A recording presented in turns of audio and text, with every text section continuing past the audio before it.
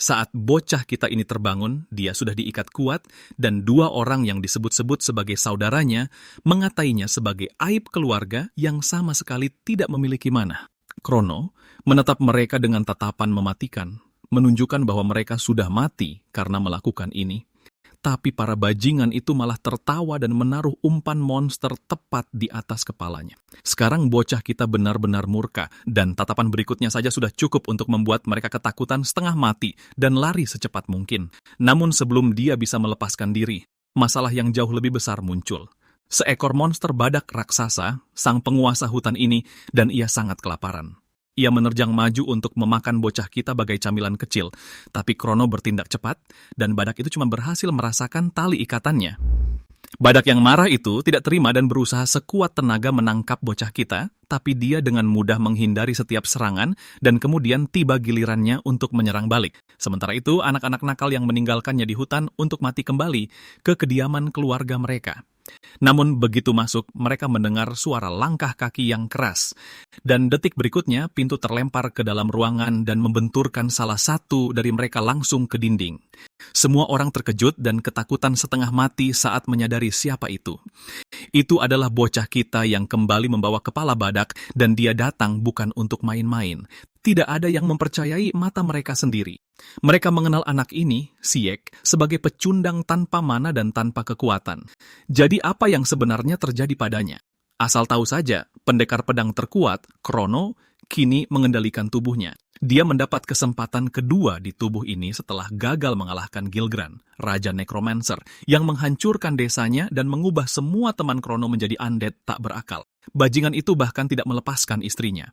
Dan hanya untuk mengejek jagoan kita, dia menusuk tubuh undead istrinya tepat di depan matanya. Kemudian Gilgran mengutuk Krono agar mananya tersegel selamanya dan melemparkannya ke kawanan undead yang dulunya adalah keluarganya. Jagoan kita tak bisa membiarkan bajingan ini hidup, dan dia mati dengan rasa lapar akan balas dendam yang begitu membara hingga Dewa Kegelapan mendengar panggilannya. Dewa itu setuju mengembalikannya ke dunia fana, hanya untuk melihat bagaimana dia akan membalaskan dendamnya. Tetapi dengan satu batasan, dia hanya bisa menggunakan mana yang tak terbatas dan tak terhentikan selama 3 menit setiap harinya. Kini kembali ke masa sekarang. Yang lain menonton dengan rasa takjub dan takut, mempertanyakan bagaimana Syek bisa berubah begitu drastis saat pancaran mana meledak dari tubuhnya. Menolak untuk mempedulikan komentar nyinyir mereka, dia langsung membalas dengan mengatakan tidak ada gunanya berpikir terlalu banyak karena dia hanya punya satu tujuan. Memamerkan kekuatannya, dia menyebut Gilgran bajingan dan menuntut untuk bertemu dengannya. Anak-anak lain hanya bisa tercengang melihat Syek tak punya saringan sama sekali dalam menghina kepala keluarga. Seseorang dengan cepat maju untuk menghadapi Syek, itu adalah seorang gadis berambut pendek yang ingin bertingkah seperti putri tangguh. Krono sama sekali tidak tahu siapa wanita ini. Dia cuma tahu wanita ini bergumam tidak jelas. Dia mulai memakinya karena tidak rukun dengan saudara-saudaranya dan memperlakukan mereka dengan kasar, tetapi bocah kita masih belum tahu apa yang sebenarnya sedang terjadi. Dia mewakilinya meminta maaf kepada semua orang, memastikan bahwa tuan muda ini akan dimarahi dengan pantas. Sambil berkata begitu, dia menariknya dan segera kabur dengan mundurnya yang taktis, meninggalkan mereka semua kebingungan. Menjelang malam, kita masuk ke adegan berikutnya di mana sang tuan muda berbagi kamar dengan gadis ini yang sangat frustrasi dan mempertanyakan jalan pikirannya yang dengan konyol masuk begitu saja. Ada hal mengkhawatirkan tentang orang lain yang mencoba menyimpan dendam pada Syek nantinya. Tapi Krono benar-benar tak peduli soal itu dan hanya menganggapnya menyebalkan.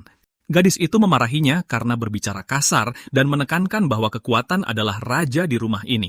Dan jika orang-orang ini menjadi musuhnya sementara dia bahkan tidak memiliki mana, segalanya akan menjadi mengerikan.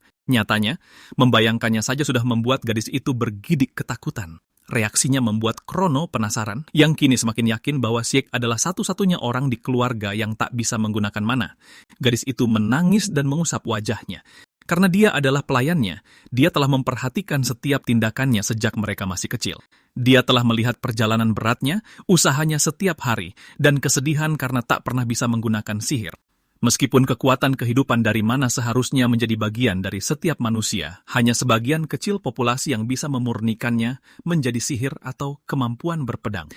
Pada skala tingkat mana yang memiliki 7 lapisan, beberapa saudaranya sudah berada di lapisan keempat, sementara Siek sama sekali tak punya harapan untuk memulai apapun. Kehidupan bocah malang ini begitu suram. Dia selalu dibenci oleh seluruh anggota keluarganya, bahkan kamar yang diberikan kepadanya pun sangat menghina. Sang pelayan benar-benar merasa sakit hati demi anak itu, seraya mengelus sisi wajahnya. Pelayan ini sedikit terlalu suka menyentuh bagi bocah kita, tapi sebenarnya dia sedang menunjuk bekas luka di leher yang diberikan oleh Lord Gucha saat anak itu baru berusia 5 tahun. Ada beberapa bekas luka yang terukir di sekujur tubuh bocah itu.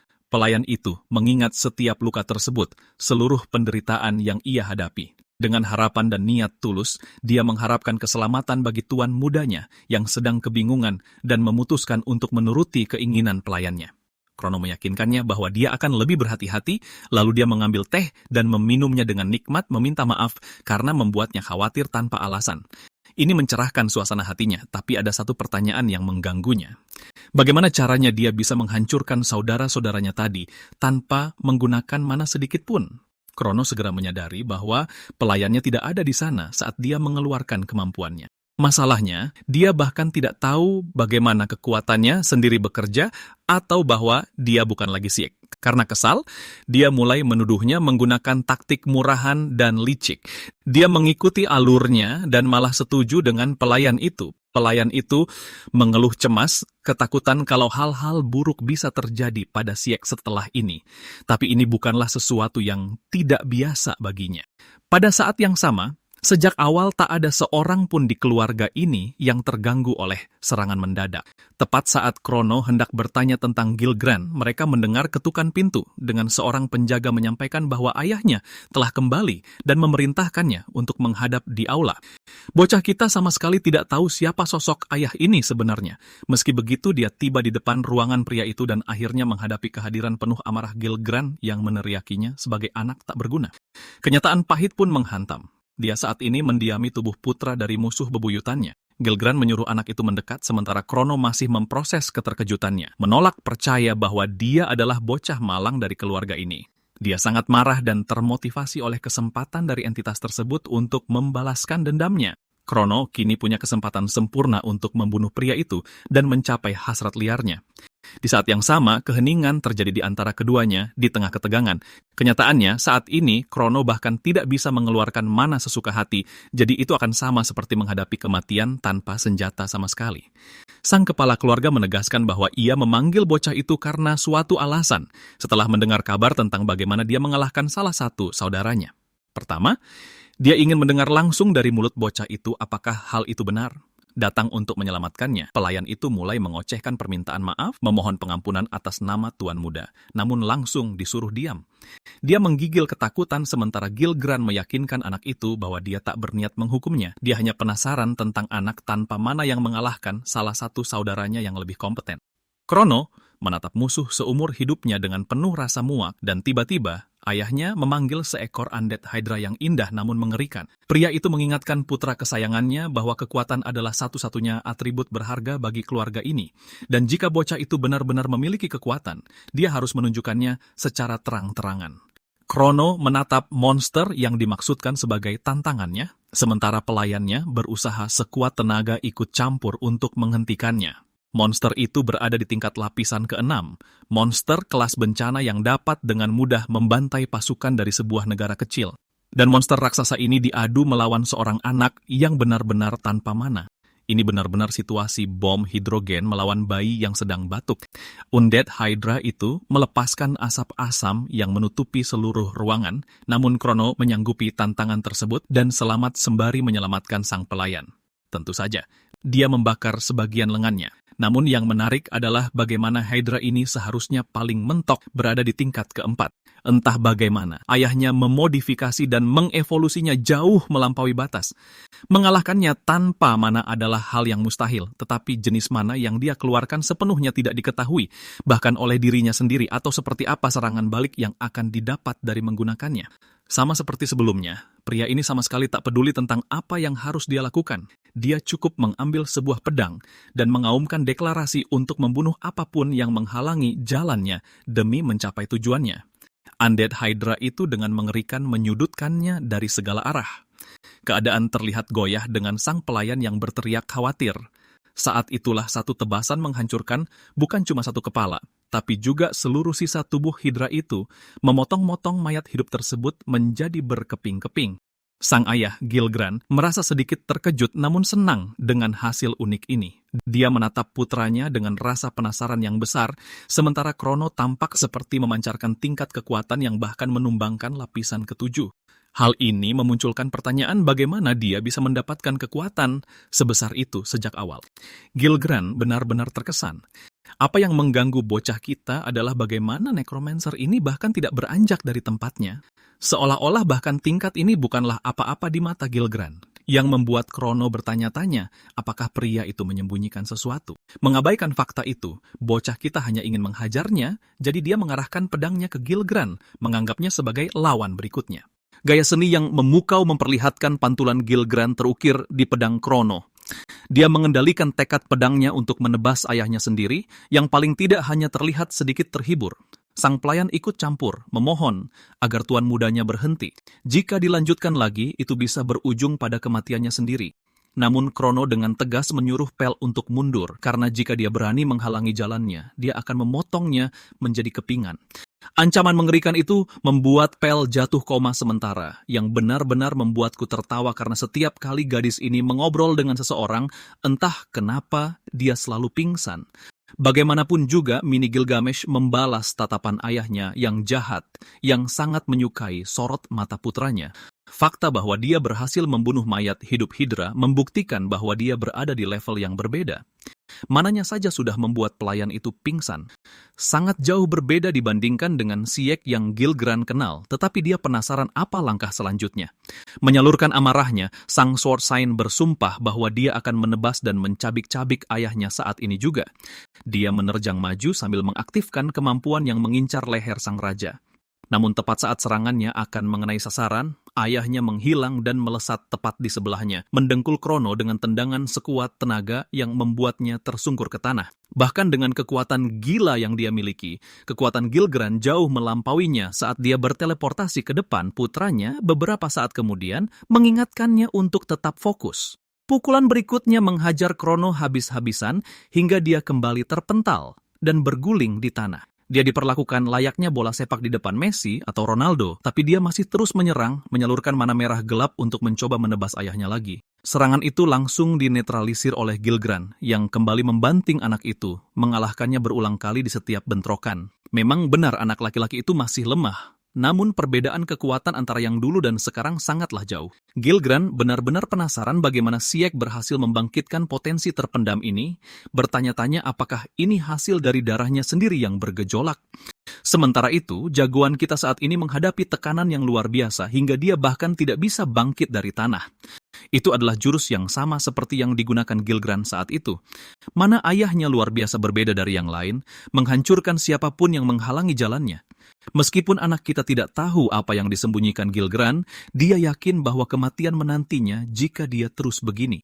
Saat ini insting Sword Saint-nya seakan menjerit di dalam dirinya. Membayangkan mati dan kalah untuk kedua kalinya terdengar sangat memalukan. Dia bahkan tidak bisa membalas dendam untuk siapapun meskipun telah diberi kesempatan ini.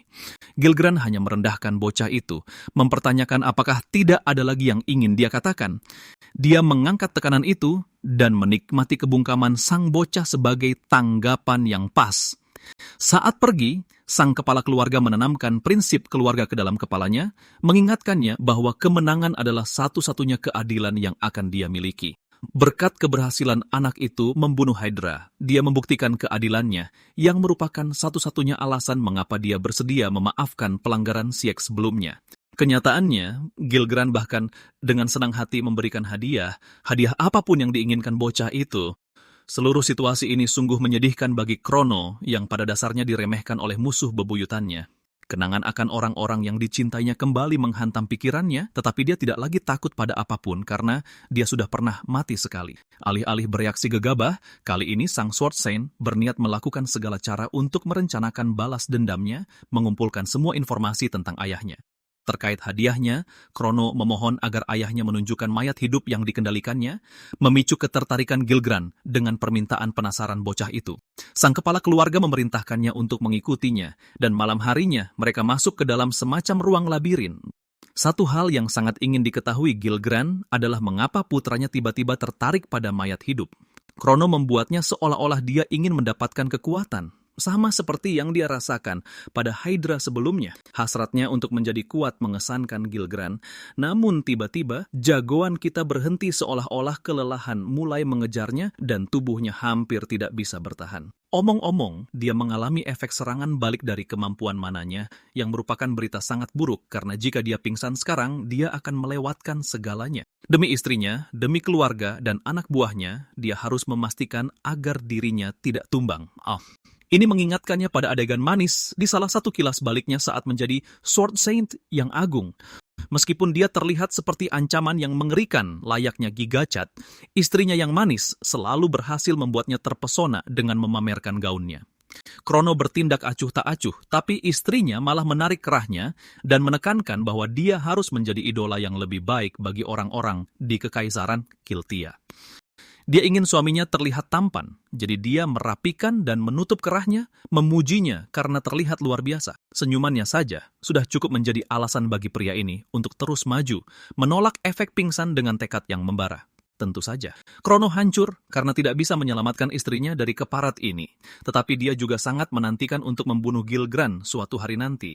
Pada akhirnya, mereka tiba di tempat di mana ayahnya menyimpan semua monster mayat hidupnya. Reaksi pertamanya adalah keterkejutan bagi anak kita yang tidak percaya dengan apa yang sedang dilihatnya.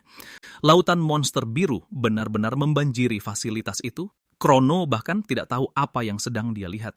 Gilgran lalu menjelaskan bahwa makhluk mati tidak memiliki emosi atau tekad, tetapi sesekali dia menemukan mayat hidup yang menarik. Dan kali ini dia berhasil mendapatkan satu yang menarik. Dia adalah seorang wanita yang meratap tanpa henti, selalu menangis seakan dia merindukan seseorang.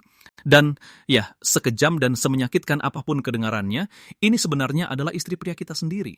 Gilgran menceritakan bahwa wanita itu tak pernah berhenti menangis, bahkan setelah kehilangan nyawanya, membuatnya terkesan dengan batas tekad manusia. Lebih parahnya lagi, sang kepala keluarga seolah mendorongnya untuk mendekat dan menatapnya. Mayat hidup yang sama yang mengulurkan tangan ke arah Krono seakan dia mengenalinya. Melihatnya seperti ini membuat darah anak kita mendidih. Setiap sel di tubuhnya nyaris meledak untuk menyerang dan menebas leher Gilgran, tetapi dia menahan seluruh amarah dan kesedihannya demi saat yang tepat. Dia sepenuhnya bertekad untuk membalaskan dendam Hana, tetapi pertama-tama dia perlu mengungkap rahasia kekuatan ayahnya, meskipun itu berarti harus mengarungi lautan darah. Pertemuan yang tak hanya dengan labirin mayat hidup, namun juga dengan istrinya sendiri, bukanlah hal yang mudah untuk dilupakan oleh jagoan kita. Dia berbaring di tempat tidurnya, memikirkan keadaan Hana. Hujan turun dengan deras, namun hasrat yang tak kunjung padam untuk membalas dendam membara di dalam dirinya, berjanji bahwa dia akan membunuh Gilgran untuk selamanya. Keesokan harinya, ada orang-orang yang datang ke pintunya menyapa sang tuan muda, tetapi yang mengejutkannya, dia sudah bangun. Pelayan itu merasa malu karena telah membuatnya menunggu, berharap bisa segera menyeduhkan teh panas untuknya. Dia melakukannya, tetapi menyadari bagaimana tuannya bahkan belum bergeser dari tempatnya. Bisa dibilang, kenangannya sendiri menghantuinya dari pengalaman waktu itu, meskipun dia mengumpulkan keberanian dan meminta maaf padanya atas perilakunya tempo hari. Hal baiknya adalah dia setidaknya telah membangkitkan seluruh mananya. Pel merasa sangat gembira. Namun sementara dia memuji jagoan kita, Krono sibuk tenggelam dalam pikirannya, memikirkan cara untuk membunuh Gilgran atau mencari tahu misteri di balik kekuatannya. Meskipun larut dalam pikirannya semalaman, dia bisa memahami bahwa menghadapi lawan sekaliber itu serangan kejutan takkan berhasil. Bahkan dengan pengalamannya sebagai Sword Saint, dia tahu bahwa informasi yang dimilikinya terbatas. Pelayan itu mengira bahwa dia sebenarnya kesal padanya dan menangis, mengira dirinya lah sumber masalahnya. Gadis ini menangis di sini tanpa tahu bahwa dia bukanlah sumber masalahnya. Krono mengklarifikasi bahwa dia tidak mencoba mengabaikannya, melainkan sedang larut dalam pikiran. Tapi pelayan kecil Yang gelisah ini seperti kekasih pada umumnya, yang mengira engkau membencinya hanya karena kau merespon sedikit terlambat. Merasa terganggu, dia bertanya kepada Pell apakah dia punya gambaran atau informasi tentang mana Gilgran. Dia mengibarkan bendera putih karena seorang pelayan tidak akan tahu apa-apa soal itu. Namun yang menarik, dia mengatakan bahwa komposisinya unik dan menyedot kehidupan saat dia berada di dekatnya. Ini juga mendukung pengalaman Krono. Mana seharusnya merupakan daya kehidupan yang lembut, tetapi yang berasal dari pria itu seakan bertentangan langsung dengan semua yang seharusnya ada pada Mana, layaknya lubang hitam yang melahap kehidupan. Begitu banyak pertanyaan tentang kekuatan Gilgran, namun Pell lebih khawatir tentang besok terkait ujian tersebut, bahkan sebelum luka tuan mudanya sembuh. Merasa bingung, jagoan kita bertanya mengenai detail dari apa yang disebut ujian itu. Pelayan itu terkejut karena dia lupa tentang hari ujian di mana mereka yang telah mencapai usia 10 tahun diharuskan untuk berpartisipasi. Ini adalah pelatihan keluarga Gilgran, namun Krono menganggapnya buang-buang waktu. Pell harus mengingatkannya bahwa ikut serta dalam ujian ini sangat penting sebagai bagian dari keluarga. Gagal ikut serta berarti pengasingan langsung. Orang lemah tidak pernah diizinkan untuk tinggal di kediaman itu yang terus-menerus membuat jagoan kita kesal. Krono mempertanyakan mengapa Gilgran begitu terobsesi dengan kekuatan. Dia ini lebih termotivasi oleh kekuatan daripada Virgil dari Devil May Cry. Tapi mungkin saja itu juga ada kaitannya dengan rahasia kekuatannya. Bocah itu membatin apakah dia bisa lebih dekat dengan Gilgran setelah lulus. Pelayan itu membenarkannya, karena pada dasarnya dia akan bergabung dengan unit penjaga setelah berhasil. Itu berarti dia akan menjadi prajurit tingkat rendah yang dapat menerima perintah langsung dari ayahnya, yang mana itu merupakan alasan yang cukup bagi jagoan kita. Di adegan selanjutnya, kita berada di arena tempat latihan keluarga. Saudara-saudaranya yang dihajar habis-habisan juga ada di sini saat Krono datang untuk bergabung dengan yang lain. Melihat saudara mereka, Siek, ada di sini merupakan sebuah penghinaan bagi yang lain. Mereka tidak habis pikir bahwa bajingan tak bermana. Sepertinya bisa mengikuti ujian seperti ini ketika dia bisa saja mengambil kesempatan itu untuk diasingkan. Mereka mengira dia menjadi sombong karena pertemuan sebelumnya menganggapnya hanya sebuah kebetulan. Pell memanggil tuan mudanya, memintanya untuk santai meskipun dia terus meyakinkannya bahwa dia akan baik-baik saja. Jauh di lubuk hatinya, dia sedikit khawatir dengan keterbatasan fisik Siek, tapi di saat yang sama, pengasingan juga merupakan masalah besar. Dia perlu lebih dekat dengan Gilgran untuk mengungkap sumber kekuatannya. Ujian ini adalah kesempatan sempurna baginya untuk lulus dari cobaan, mengungkap beberapa rahasia, dan melanjutkan balas dendamnya. Saat dia sibuk merencanakan pembunuhan ayahnya, sekelompok berandal menghampiri pecundang tanpa mana itu dan menanyakan apa yang dia lakukan di sini. Mereka terus mencaci makinya sebagai pengecut yang seharusnya melarikan diri saja. Tuan Zack mengejeknya karena berlagak tangguh dalam ujian yang bukan ditujukan untuk bocah kurus. Sebelum dia bisa bicara omong kosong, jagoan kita mendaratkan tinjunya tepat di sebelah wajahnya seolah ingin memperingatkannya. Zack di sisi lain benar-benar bingung, mempertanyakan apakah serangan lemah ini seharusnya adalah sebuah pukulan. Krono menyebutnya menyebalkan dan tanpa menarik tinjunya, dia memberikan tekanan di titik yang sama, mirip seperti pukulan 1 inci Bruce Lee. Ini benar-benar membuat badut itu pingsan hingga tubuhnya menghantam tanah. Dia pingsan begitu keras hingga mulutnya berbusa dengan pantat mencuat ke atas menjadi tontonan. Sebut saja itu ritual penghinaan. Krono sangat ingin tahu apakah ada orang lain yang berani macam-macam dengannya, sementara yang lain bingung bagaimana dia tiba-tiba menjadi sangat hebat dalam pertarungan tangan kosong. Di tengah keributan antar bocah, datanglah seorang guru untuk menjaga ketertiban. Pria ini memiliki kumis panjang yang aneh, namun dia memerintahkan mereka semua untuk berkumpul demi memulai ujian. Aturannya dijelaskan kepada 23 peserta yang semuanya memenuhi syarat untuk berpartisipasi dalam cobaan ini. Para kandidat setuju secara serempak. Hal berikutnya cukup sederhana. Ujian ini bertujuan untuk menguji kekuatan setiap keturunan garis darah Gilgran, membuktikan kelayakan mereka dalam keluarga. Berdasarkan kinerjanya, mereka bisa saja diberi akses masuk ke unit penjaga keluarga yang bekerja langsung di bawah komando Gilgran. Ini sebenarnya adalah unit elit. Alih-alih regu prajurit tingkat rendah seperti yang diperkirakan sebelumnya, tugas mereka adalah melindungi, membunuh, dan membasmi segala ancaman. Kriteria kelulusan sangat bergantung pada hasil ujian, dengan metode pengujian berbasis bertahan hidup melawan monster sihir haus darah. Hanya anak-anak yang selamat dari pertemuan brutal dengan monster yang akan maju, karena setiap tahun ada kandidat yang kehilangan nyawa di hutan yang sama dibuang oleh keluarga. Terakhir, ada satu aturan tambahan untuk tahun ini. Gilgrant mengejutkan para kandidat dengan kehadirannya yang agung, mendapatkan rasa hormat dari mereka semua. Saat mereka berlutut di hadapannya, jagoan kita bertatap mata langsung dengan musuh bebuyutannya. Pikiran tentangnya yang mempermainkan mendiang istrinya masih membuatnya sangat marah. Krono menahan amarahnya dengan hasrat untuk membayangi ujian ini, berlutut di hadapan kepala klan dan memberikan rasa hormatnya kepada Gilgrant. Ayah bajingan itu menyadari perasaan Krono terhadapnya, tapi tetap pada agendanya dan menjelaskan aturan tambahan tentang pengawalan mayat hidup. Rupanya, masing-masing dari mereka akan ditugaskan sesosok mayat hidup untuk menemani dalam misi ini. Tujuannya adalah melindungi mayat itu dengan nyawa mereka, semacam latihan pertahanan untuk melindungi tuan mereka. Aku rasa kita semua bisa menebak kemana arahnya. Setiap kandidat diborgol dengan monster mayat hidup. Namun masalahnya, Gilgrant juga sudah memutus pasokan mana mereka. Dengan kata lain, jika mereka gugur selama ujian, mereka tidak akan pernah dibangkitkan lagi, yang berarti melindungi mereka adalah hal wajib. Krono mendapati dirinya berada agak jauh dari mayat hidup yang ditugaskan kepadanya, yang untungnya bukan istrinya. Kehormatan menyebalkan itu jatuh kepada salah satu saudaranya yang menyebut istrinya sebagai mayat hidup yang menjijikan. Pada titik ini, Krono mendidih karena amarah dan sangat mengerti bahwa Gilgrant mungkin melakukan hal brengsek ini dengan sengaja.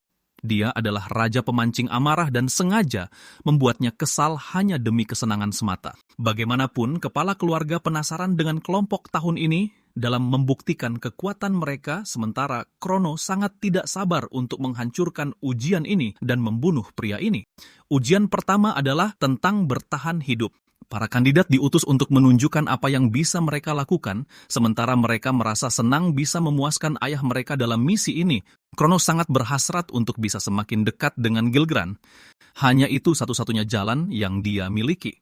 Tidak peduli ujian macam apa yang dikirim ke arahnya. Sebagai sang suci pedang, dia hanya peduli untuk membalaskan dendam kematian Hannah. Dalam salah satu pembicaraannya dengan Pel sebelumnya, dia memberitahunya bahwa sebuah keluarga bangsawan dinilai dari kekuatannya. Pelatihan untuk keluarga ini dimulai sejak lahir. Anak-anak disuruh berburu hewan dan monster, hingga akhirnya berburu manusia. Beberapa bahkan menelantarkan saudara mereka sendiri. Satu-satunya yang selamat adalah yang paling kejam. Tapi bagi orang-orang sepertinya, takdir itu kejam. Dia berharap tuan mudanya mengingat kata-katanya, meskipun dia sama sekali tidak merasa terhubung dengan pengalaman tersebut. Setelah terdiam, dia mulai mengungkapkan kekesalannya, bagaimana semua orang di sini hanya bergumam tentang kekuatan sepanjang waktu. Krono tidak melihat adanya nilai dari tradisi keluarga ini, tapi dia tahu bahwa mereka sudah bertindak seperti ini selama beberapa dekade. Meski begitu, keluarga ini sangat berpengaruh, sampai-sampai negara tetangga pun menghormati kekuatannya. Fakta ini sebenarnya cukup mengejutkan jagoan kita, karena keluarga Gilgrant seharusnya tidak memiliki pengaruh lebih dari sekadar keluarga militer. Mereka sebenarnya tidak punya apapun untuk diperjuangkan atau dilindungi, tapi mereka bersikeras mengkhotbahkan nilai-nilai kekuatan. Semakin banyak dia tahu, semakin banyak misteri yang menyelimuti rahasia Gilgrant dan yang lainnya. Pelayannya menasihatinya untuk mengikuti tradisi tersebut, karena jika Gilgrant sendiri tidak mengakuinya, dia akan diasingkan. Dia hanya ingin Syek tinggal di sini selama mungkin. Kembali ke masa kini, mayat hidup Hannah ditugaskan kepada si pirang jelek ini yang menuntut agar diberikan mayat hidup yang berbeda, terutama karena mayat ini kondisinya spesifik dan terus membebaninya. Namun, penguji menyatakan bahwa keputusan tuan mereka tidak bisa diganggu-gugat, terlebih karena rantai tersebut juga dilapisi dengan sihir Gilgrant sendiri, dan hanya bisa terlepas jika mayat hidup itu mati. Tetap saja, sang saudara merasa terganggu karena harus mengurus beban mati di antara yang lainnya. Menariknya, Gilgrant ikut campur dan memerintahkan anak itu untuk melakukan apapun yang dia mau karena kondisi mayat hidup itu tidaklah penting. Dia menyarankan agar anak itu meninggalkan rumah jika keras kepala, membuat bocah tersebut segera menarik kata-katanya dan memupuk rasa percaya diri baru untuk berhasil. Setelah cukup mendengar, sang tuan berbalik dan menasihati anak-anak untuk melakukan yang terbaik. Komentar tersebut membuat anak itu terbuai bak gadis kecil, tapi kemudian Krono mencuri perhatian dengan memanggil ayahnya secara langsung. Dia punya sesuatu untuk dikatakan, jadi Gilgrant berhenti untuk mendengarkannya. Anak itu menyampaikan bahwa dia pasti akan lulus ujian, tapi dia ingin sang necromancer tetap berada di dekatnya. Gilgrant tidak terlalu menanggapi kata-katanya dengan serius dan menghilang dari pandangan, menjelaskan bahwa itu sepenuhnya bergantung pada jenis kekuatan yang akan ditunjukkan oleh anak tersebut. Setelah dia pergi, Krono terjebak bersama saudara laki-laki menyebalkan yang meneriakinya karena tidak menaruh hormat pada tuan mereka. Jagoan kita berbicara kepadanya dengan nada mengancam, menekankan bahwa jika dia berani membiarkan satu goresan pun menyentuh mayat hidup itu, dia pastikan akan membunuhnya dengan tangannya sendiri. Sambil berkata begitu, dia berbalik untuk pergi, membuat si pirang bingung karena tidak tahu apa yang sedang terjadi. Sebaliknya, dia menganggapnya sebagai semacam tantangan rivalitas untuk tidak menyerah. Bocah ini bertingkah seolah ingin menjadi karakter utama, sementara Krono sama sekali tidak peduli pada bajingan kecil itu. Pengawas menyelesaikan persiapan mereka dan percaya bahwa sudah waktunya bagi mereka untuk memulai ujian. Api yang dipercayakan oleh tuan mereka menyala dan menandakan permulaan, menelan seluruh kandidat secara utuh. Alih-alih membakar mereka, api itu sebenarnya bertindak sebagai sarana sihir teleportasi, menyebabkan mereka lenyap di udara. Sang pelayan merasa cemas, sementara Krono mendapati dirinya berada di hutan yang dipenuhi monster sihir. Dia dan rekannya yang telah terpotong-potong itu diharuskan untuk bertahan hidup. Krono bisa menebak bahwa yang lain mungkin juga tidak jauh darinya. Perjalanan dimulai dengan dia menyelidiki area terdekat, tetapi tidak ada satupun tanda-tanda kandidat yang terlihat, membuatnya bertanya-tanya apakah ada semacam pengawas. Menariknya, sebuah pesan tertulis di tanah, yang menjadi panduan aturan untuk bertahan hidup selama 3 hari di hutan sambil melindungi mayat hidup. Mengingat filosofi keluarga tersebut, Krono berpikir agak terlalu bengis jika dia harus membunuh saudaranya sendiri hanya demi memenangkan ujian ini. Melalui ujian ini, dia bisa mengungkap motivasi di balik rasa haus akan kekuasaan Gilgrant yang tiada batas. Tiba-tiba, seekor burung raksasa yang luar biasa besar menukik ke arahnya. Monster sihir itu tidak membuang waktu dan langsung menampakkan diri, yang memberinya keuntungan karena tidak perlu berkeliling mencari mereka. Burung jelek itu menargetkannya, sementara dia tidak takut pada apapun karena sudah pernah mati sekali. Menolak mengulangi kesalahan yang sama di kesempatan keduanya, Krono menghindari serangannya, meyakini bahwa ini adalah cara tercepat baginya untuk mencapai tujuan, serta bersumpah untuk lulus dari ujian ini sebagai siek.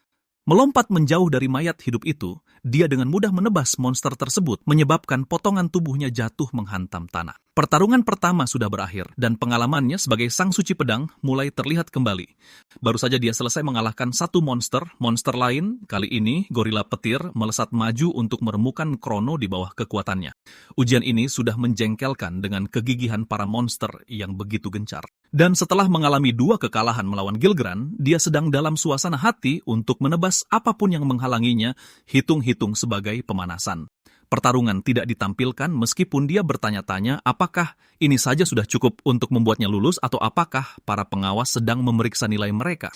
Tiba-tiba, Krono merasakan serangan dari samping dan segera menangkisnya. Penyerangnya adalah bajingan sombong yang memuji refleks siek meskipun dia tidak memiliki mana. Krono tidak mengerti apa masalah orang ini. Kakak yang menyeramkan itu tidak mau menyapanya, dia malah ingin menebas orang lemah seperti Siek yang menghalangi jalannya terlebih dahulu. Ekspresi Krono seolah berkata, yang benar saja, keparat. Nih, rasakan ini. Semua badut ini terus membanggakan omong kosong bahwa kekuatan adalah segalanya. Dan Krono muak mendengarnya, dia berniat menunjukkan seperti apa kekuatan yang sesungguhnya. Tidak punya manalah. Inilah, itulah. Krono akan mengajari mereka cara menerima kekalahan ini. Pertarungan dimulai dengan si brengsek ini yang menerjang maju, berpikir dia akan menang jika menyerang lebih dulu. Dia bahkan main kotor dengan melancarkan serangan diam-diam menggunakan lengan palsunya. Jagoan kita kagum dengan keberanian anak ini. Tas mirip granat itu meledak di tubuhnya, tapi alih-alih mati, Krono menahan serangannya seolah itu bukan apa-apa. Di adegan berikutnya, jagoan kita bergerak secepat kilat melewati anak itu, memotong pergelangan kakinya dengan cara paling mengerikan yang bisa dibayangkan, membuat berandal itu tersungkur. Di sana, dia menciptakan bayangan untuk menipu lawannya, dan berkat kelembapan hutan, ilusi itu memberikan efek yang lebih nyata dengan tubuh Siek. Anak itu sama sekali tidak tahu apa yang sedang dia bicarakan. Sementara itu, Krono berkata bahwa di masanya dia sudah melihat banyak orang seperti badut ini. Hanya dari melihat kakinya saja, dia sudah bisa menebak serangan apa yang akan mereka gunakan. Sama halnya dengan ekspresi mereka. Membaca gerakan para penipu ini layaknya sebuah buku sudah menjadi hobinya. Jagoan kita menghancurkan lengan palsunya karena berani meremehkannya sedikit saja. Sambil merengek, minta ampun di tanah, berandal sombong itu mencoba melancarkan serangan diam-diam lagi, hanya untuk dihajar untuk kedua kalinya dengan Krono yang menginjak tangannya.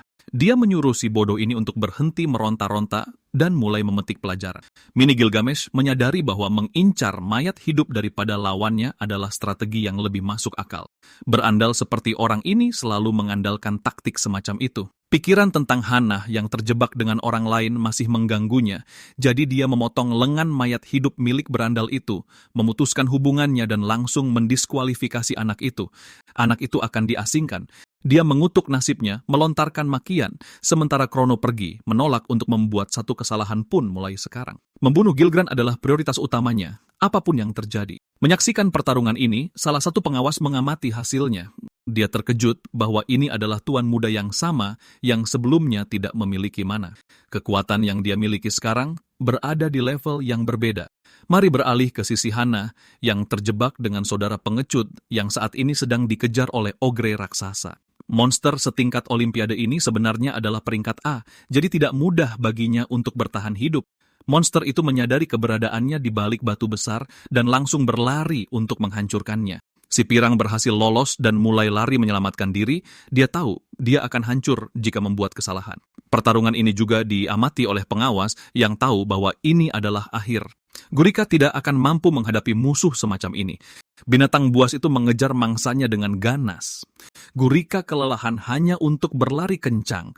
Dia lebih menghargai nyawanya sendiri daripada gagasan diasingkan, jadi dia mengandalkan kemungkinan menggunakan mayat hidup itu sebagai umpan.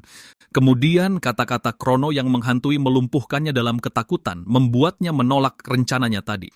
Dia tahu apa yang terjadi di sini. Apa yang dimaksud Krono dengan kata-katanya, dia mengartikannya sebagai semacam undangan persaingan. Gurika sangat senang menerima tantangan itu. Hanya menginginkan yang terbaik di depan lawannya. Alih-alih melarikan diri, dia berhenti mendadak menghadapi monster itu secara langsung. Ya, itu tidak berjalan dengan baik karena si monster seolah berkata, "Keparat menyingkir dari hadapanku," lalu menamparnya seperti serangga. Meski begitu, si pirang tidak melarikan diri, melainkan langsung berbenturan dengannya, mengejutkan sang pengawas dengan serangannya. Terlepas dari usahanya, si pirang menderita luka parah di setiap pukulan. Dan parahnya lagi, monster peringkat A itu dipenuhi dengan mana menjulang di atasnya sebelum menghabisinya. Inilah akhirnya baginya, tetapi jagoan kita punya jawaban berbeda dan mendarat seperti pahlawan super, merobek lengan monster itu dengan tebasan bersih. Gurika dan binatang buas itu tidak menyangka kedatangannya, sementara Krono bersinar dengan warna mana yang indah. Kemunculannya yang tiba-tiba mungkin terlihat seperti panggilan penyelamat, tapi jagoan kita hanya kesal karena si pirang gagal dalam misinya. Dia senang bisa tiba tepat waktu demi Hana, menekankan bahwa jika Gurika benar-benar ingin menggunakan mana, maka dia seharusnya menyadari perbedaan kekuatan mereka. Omong-omong, si pirang benar-benar berpikir jagoan kita datang ke sini untuk menyelamatkan saingannya, menyelamatkannya seperti seorang putri. Krono menyuruhnya untuk mulai mengikuti instruksinya jika dia ingin hidup setelah pertempuran ini. Monster itu mengaum sementara Gurika bertingkah tangguh, menyatakan bahwa dia sendiri yang akan menebas monster itu. Jagoan kita terpaku pada istrinya, yang sudah mati yang tampak sedang menangis.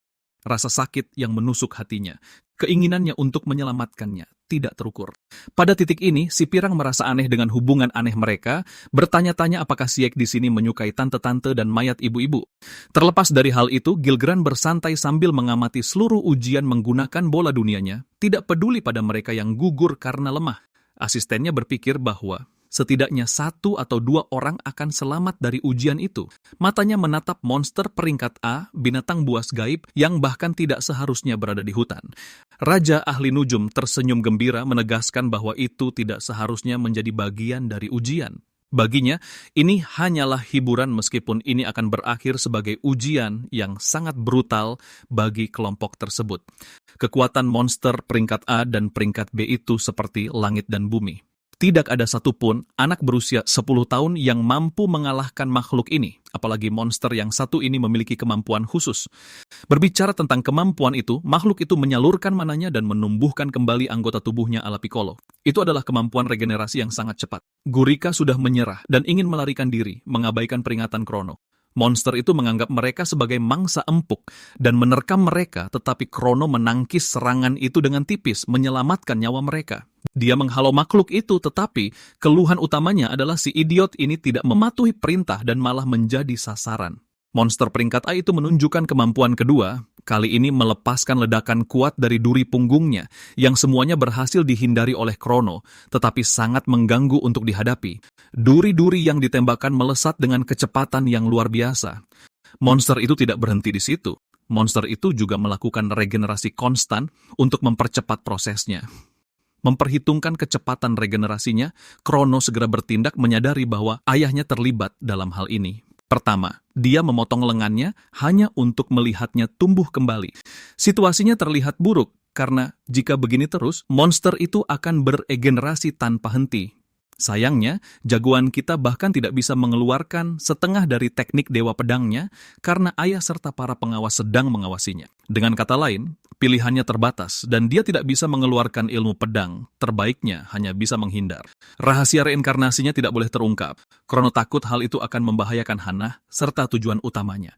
Dia menghadapi binatang buas gaib peringkat A, menyadari bahwa dia tidak bisa menahan ancaman ini jika pikirannya terus melayang.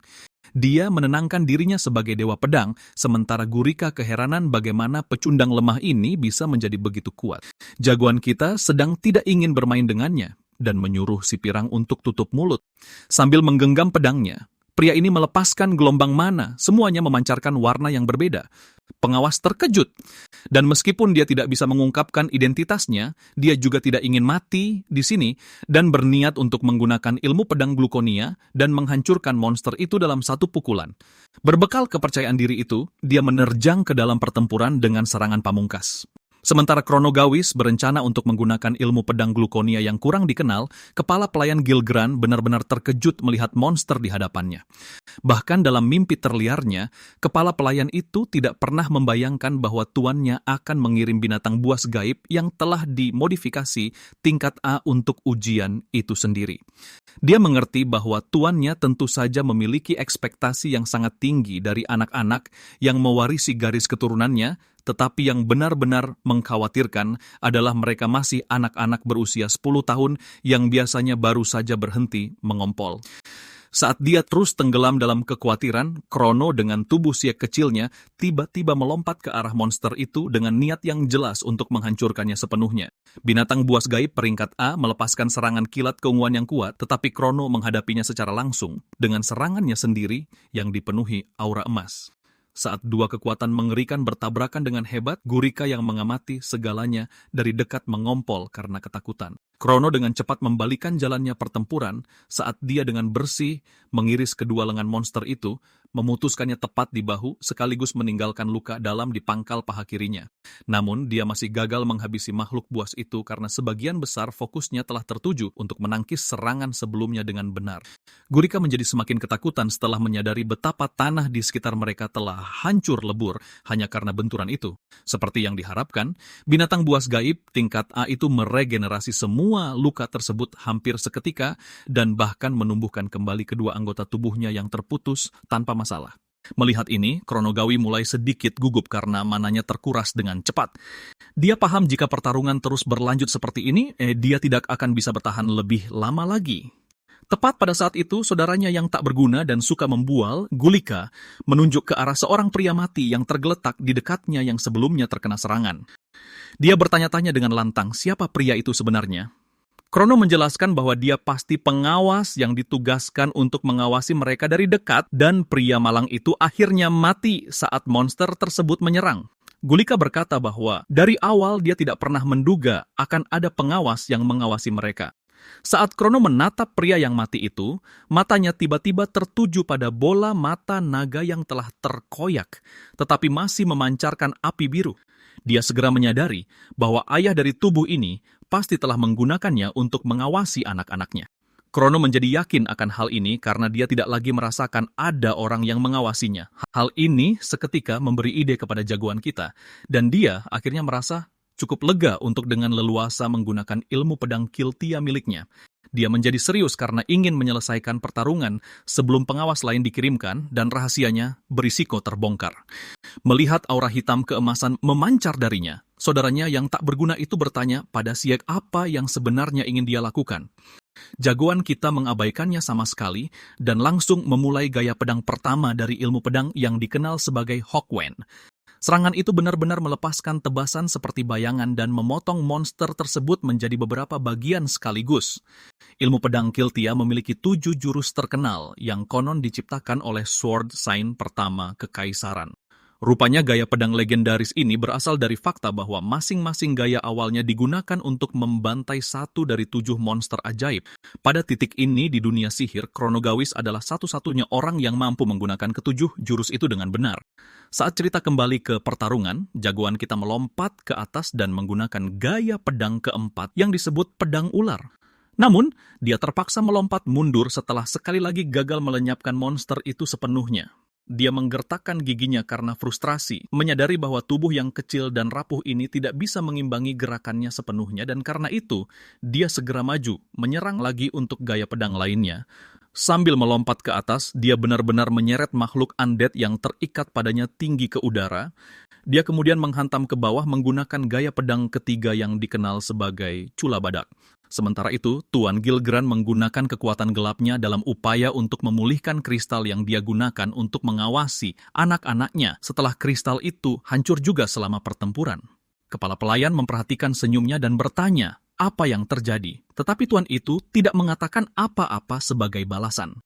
Pada saat ini, monster ajaib itu sekali lagi kembali ke keadaan aslinya setelah meregenerasi setiap anggota tubuh dan organ yang hilang sebelumnya.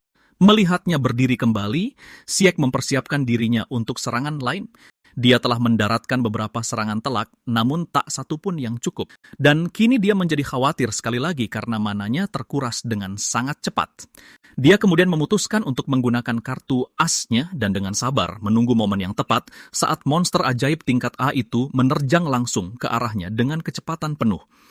Gulika segera bersembunyi di balik batu sebagai tindakan pencegahan karena dia tidak ingin terlibat dan akhirnya mati seperti pengawas sebelumnya. Saat monster ajaib itu melompat cukup dekat, jagoan kita melepaskan gaya pedang kedua dari ilmu pedang Kiltia yang dikenal sebagai kandang anjing petarung. Dia menjebak monster itu di dalam kandang dan menggunakan teknik tersebut untuk menentukan lokasi tepat dari inti monster yang tersembunyi di dalam tubuhnya. Begitu dia mengetahui letaknya, dia menindaklanjutinya dengan tebasan bersih lainnya, dan kali ini membelah monster itu menjadi 2 bagian sekaligus menghancurkan intinya dan akhirnya membunuhnya selamanya. Saat inti itu pecah, dia menyadari jejak perusakan padanya dan langsung menjadi marah setelah menyadari bahwa Gilgran pasti bertanggung jawab atas hal itu. Melihat semua ini, saudaranya yang tidak berguna, Gulika, tidak bisa mempercayai apa yang baru saja disaksikannya dengan matanya sendiri. Dia belum pernah melihat seseorang menggunakan ilmu pedang dengan cara yang begitu mengerikan sebelumnya, dan tiba-tiba menyadari betapa berbahayanya posisinya sendiri. Namun, meskipun dia menolak untuk kalah dari saudaranya, tubuh Sieg tidak bisa lagi menahan beban luar biasa dari penggunaan begitu banyak kekuatan dan ambruk ke tanah menahan sakit. Dia berjuang untuk bertahan, tetapi akhirnya gagal dan pingsan sepenuhnya. Begitu dia kehilangan kesadaran, Gulika bergegas ke arahnya untuk memeriksa apakah dia masih hidup. Dia berkeringat dingin sambil menatap monster raksasa yang telah dikalahkan yang tergeletak di dekatnya. Tepat pada saat itu, kenangan mulai muncul kembali di benaknya saat ibunya sering mengingatkan bahwa dia memikul tanggung jawab besar sebagai putra dari istri ketiga tuan. Dia telah memperingatkannya dengan lembut bahwa dia tidak akan pernah mentolerir aib jika dia akhirnya diasingkan. Dia mengatakan padanya bahwa dia harus melakukan apapun demi tujuan itu, bahkan jika itu berarti membunuh saudaranya sendiri. Mengingat kata-kata itu, bocah tersebut perlahan tersenyum, dan niatnya menjadi sangat jelas. Saat adegan beralih, Chronogawis mendapati dirinya berdiri di padang rumput sambil kembali ke tubuh aslinya. Dia bertanya-tanya di mana tepatnya dia berada dan bagaimana dia bisa berakhir di sana. Di depannya, dia melihat undead yang tercipta dari mayat-mayat mantan rekannya. Sensasi aneh muncul di dalam dirinya, dan dia tiba-tiba berteriak ke arah mereka. Tepat pada saat itu, dia melihat istrinya yang cantik, Hannah, berdiri di belakang mereka dengan senyuman di wajahnya. Dia mulai menangis saat perlahan berjalan mendekatinya dan dengan lembut memegang kepalanya dengan kedua tangannya. Namun pada detik berikutnya, dia kembali berubah menjadi zombie undead setelah diubah oleh Tuan Gilgran dan darah mulai menetes dari tubuhnya ke sang pahlawan. Krono tiba-tiba terbangun dari mimpi buruk itu dan mendapati pelayannya, Bel, duduk di sampingnya. Bel yang menjadi sangat gembira melihatnya akhirnya bangun dan dengan cepat bergegas mendekat untuk bertanya bagaimana keadaannya. Bocah itu perlahan duduk sambil memegangi kepalanya yang sakit saat Bel terus menunjukkan kekhawatiran dan menyuruhnya agar tidak terlalu memaksakan diri. Jagoan kita segera langsung ke intinya dan bertanya padanya sudah berapa lama tepatnya dia tidak sadarkan diri. Dia memberitahu bahwa sudah 2 hari sejak ujian berakhir dan kemudian bertanya apakah dia benar-benar tidak mengingat apapun yang terjadi. Kenangan dari hari ujian tiba-tiba membanjiri pikirannya dan dia langsung menjadi khawatir tentang istri undead-nya. Dia buru-buru bertanya pada pelayan itu tentang undead yang digunakan selama ujian dan mengetahui bahwa semua orang yang lulus telah kembali ke kediaman bersama rekan undead mereka. Mendengar ini, Krono dengan cepat bertanya pada Bel apakah pecundang Gulika juga kembali dengan selamat. Pelayan itu membenarkan bahwa Gulika dan 3 orang lainnya juga berhasil kembali. Mendengar itu, pahlawan kita akhirnya sedikit rileks karena dia berasumsi bocah itu pasti telah menggunakan pencapaiannya untuk lulus juga. Namun, dia tidak terlalu peduli tentang hal itu selama undead Hanahnya aman. Saat itu, pelayan tersebut menyampaikan berita buruk bahwa meskipun jagoan kita kembali hidup-hidup, dari 5 orang yang kembali, dialah satu-satunya yang gagal dalam ujian. Krono menolak untuk mempercayai apa yang baru saja didengarnya dan segera mulai berdebat, menunjukkan bahwa dia berhasil mengalahkan monster ajaib yang ditingkatkan sendirian dengan luar biasa. Setelah mendengar reaksinya, bahkan Bel sendiri terlihat sedikit terkejut. Sementara itu, keempat anak tersebut menerima bukti kelulusan berupa lencana dan Gulika merasa sangat gembira setelah melakukan trik murahan di belakang layar. Kepala pelayan tiba untuk mengucapkan selamat kepada mereka semua dan mengakui betapa sulitnya ujian tahun ini. Dia berkata bahwa dia senang melihat 4 kandidat telah lulus dan dia yakin bahwa tuannya juga akan senang. Anak-anak yang lulus menjadi semakin bersemangat dan mulai membual tentang bagaimana mereka berharap bisa mengalahkan lebih banyak monster lagi. Setelah itu, kepala pelayan memberi mereka berempat cuti khusus selama 3 hari yang diinstruksikan agar mereka gunakan dengan hati-hati untuk pemulihan dan peningkatan keterampilan mereka. Setelah pergi, kepala pelayan diam-diam mengamati anak-anak itu lebih dekat karena dia merasakan ada sesuatu yang mencurigakan. Dia lalu menyebutkan bahwa dia telah mendengar Gulika mengalahkan monster tingkat A dan bertanya langsung kepadanya tentang kebenaran di baliknya. Saudara tak tahu malu itu, Gulika terus mempertahankan tindakan percaya dirinya, sementara Helios yang berambut hijau berkomentar bahwa dia bahkan berhasil membunuh sesuatu yang telah membunuh pengawas mereka. Helios kemudian menambahkan bahwa dia juga mendengar Gulika menyelamatkan Siek yang kehabisan mana dan mempertanyakannya dengan rasa tidak percaya yang jelas tentang bagaimana dia berhasil mencapai hal seperti itu. Pria tak berguna itu bersikeras bahwa dia tidak akan mengungkapkan gerakannya dengan mudah karena mereka semua adalah rival. Setelah si rambut hijau pergi, Gulika ditinggalkan berkeringat dingin, masih cemas tentang semua yang sebenarnya terjadi. Cerita kemudian bergeser sedikit kembali ke momen saat Siek baru saja pingsan. Setelah mengingat apa yang dikatakan ibunya, yang jahat, saudaranya yang tidak berguna itu menjadi serakah dan memutus hubungan undead Siek sambil juga memutuskan rantainya sepenuhnya. Dia kemudian memalsukan seluruh cerita, mengklaim bahwa dialah yang memburu monster tingkat A dan juga menyelamatkan Siek. Kemudian, ketika kepala pelayan bertemu dengan tuannya, dia menyatakan bahwa dia masih tidak bisa percaya Gulika benar-benar melakukan semua itu. Dia percaya bahwa ketika pengawas meninggal dan kristal pecah, mana yang dirasakannya saat itu pasti milik Siek, bukan Gulika. Dia bertanya pada tuannya apakah ada sesuatu di pikirannya. Tetapi ketika tuannya menjawab tidak ada, dia segera meminta maaf atas gangguan tersebut dan mundur. Tuan Gilgran hanya tersenyum sambil berpikir bahwa ada sesuatu yang bercampur di antara anak-anaknya dan dia merasa bersemangat untuk mengungkap apa itu. Sementara itu, Gulika berjalan di sekitar air mancur, sangat bersemangat untuk menerima pujian dari ibunya setelah memamerkan lencana yang diperolehnya. Dia tahu bahwa Siek akan marah, tetapi dia memutuskan untuk mengkhawatirkannya nanti. Tepat saat itu, dia mendengar ibunya memanggilnya dan dengan gembira membalas lambaiannya. Namun, kegembiraannya tiba-tiba terhenti saat jagoan kita meraih kepalanya dan membanting saudaranya itu dengan marah, membuatnya menabrak ibunya lalu masuk ke dalam air mancur. Gulika tidak bisa memahami apa yang baru saja terjadi dan berjuang untuk bangkit sambil bertanya apa yang sedang terjadi. Di sana dia melihat saudaranya, Sieg, berdiri di depannya dengan perban, menanyakan tentang cerita yang dia ceritakan kepada semua orang. Jelas sangat ingin mendengarnya juga. Melihat saudaranya, Gulika seketika menyadari bahwa riwayatnya sudah tamat dan hanya bisa mengucapkan kata tidak dengan lemah. Gulika ragu-ragu sejenak sementara Bel dan ibunya melirik. Sangat yakin Sieg akhirnya kehilangan akal sehatnya. Jagoan kita menanyainya sekali lagi dan bertanya apakah ada yang ingin dia katakan untuk membela diri. Sieg kemudian menunjukkan bahwa dia entah bagaimana gagal dalam ujian, meskipun dialah yang menjatuhkan monster ajaib tingkat A itu. Gulika bahkan tidak mencoba membela diri, jadi Sieg mendesak lebih keras dan mengatakan bahwa pecundang itu mencuri semua pujian atas pencapaiannya. Dia kemudian memperingatkan saudaranya yang payah itu bahwa jawaban berikutnya akan menentukan apakah dia pergi dengan selamat atau tidak. Tetapi si bodoh itu hanya bertindak tidak tahu apa-apa dan berpura-pura tidak mengerti apa yang dibicarakan Sieg. Si rambut pirang itu bersikeras bahwa Sieg mengada-ada dan mengklaim tidak ada bukti di balik tuduhan tersebut. Namun sebelum dia bisa selesai berbicara, jagoan kita membenturkan dahinya langsung ke wajah Gulika dan membuatnya terlempar melintasi air mancur seperti batu yang memantul. Sementara si rambut pirang memegangi kepalanya kesakitan, Sieg berjalan mendekat dan menyatakan bahwa jika si bodoh itu mengakui kebenarannya, dia hanya akan mendapatkan pukulan. Namun karena dia malah memilih untuk berbohong, kematian tiba-tiba menjadi pilihan yang sangat nyata. Gulika tergagap panik, tapi Bel dengan sigap melerai dan meminta tuan muda untuk berhenti karena membunuh anggota keluarga. Sangat dilarang di lingkungan kediaman ini. Anak kita jelas tidak menyukai batasan baru ini. Namun si rambut pirang itu langsung kembali mengoceh dan berdebat bahwa karena dia memegang lencana pemenang, pecundang tanpa lencana tidak berhak menantangnya kecuali melalui duel resmi. Hal itu seketika memberi ide pada Sieg. Jadi anak kita memutuskan untuk menyelesaikan semuanya dengan benar dan menghabisi bocah tengik itu dalam satu duel cepat.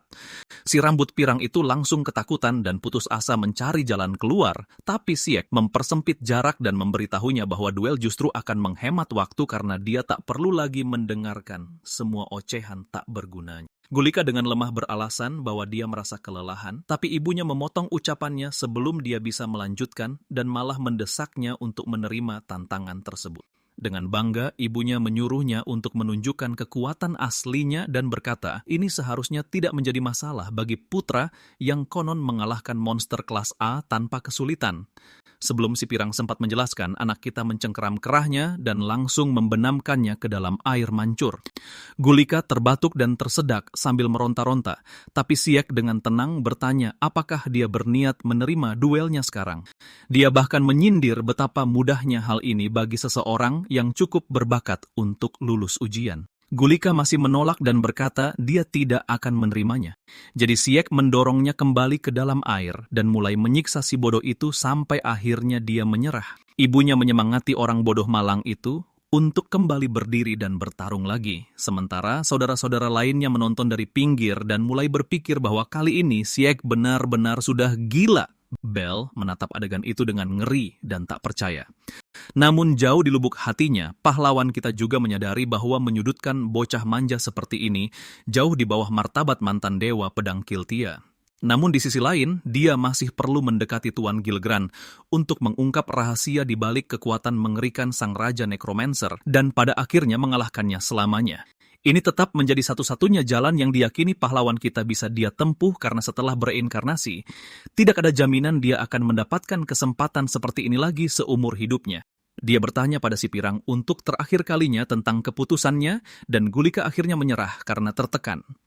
Namun tepat pada saat itu, kehadiran orang ketiga tiba-tiba menyela mereka saat saudara berambut hijau melangkah maju dan menyatakan bahwa dia sudah cukup melihat semua ini. Kedua belah pihak saling menatap dalam diam dan Sieg segera menyadari bahwa dia bahkan tidak merasakan pria itu mendekat sejak awal. Dia mencoba mengingat nama orang asing itu, tapi kemudian Gulika tiba-tiba memanggil nama Helios. Pahlawan kita mengakui bahwa dia tak tahu apa yang sebenarnya diinginkan pria berambut hijau itu, meskipun dia juga menyadari bahwa dia tidak merasakan niat membunuh sedikit pun darinya. Sieg lalu bertanya apakah si kepala hijau berencana menjadi penengah di sini, tapi pria itu langsung menjawab bahwa dia tidak berhati lembut untuk hal semacam itu, dan malah berkata bahwa ada yang ingin dia tanyakan terlebih dahulu. Helios bertanya pada Sieg, apakah dia yang bertanggung jawab mengalahkan monster peringkat A di dalam hutan? Dan anak kita terdiam sejenak sebelum membalas dengan pertanyaan lain, apakah dia berencana memujinya jika hal itu benar adanya.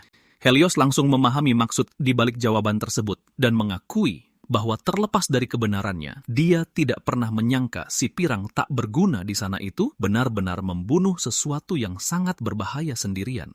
Dia kemudian dengan bangga mengeluarkan dan memamerkan lencananya, lalu mengumumkan bahwa dia juga berhasil lulus ujian, jadi dia akan dengan senang hati menerima tantangan pahlawan kita kapan saja.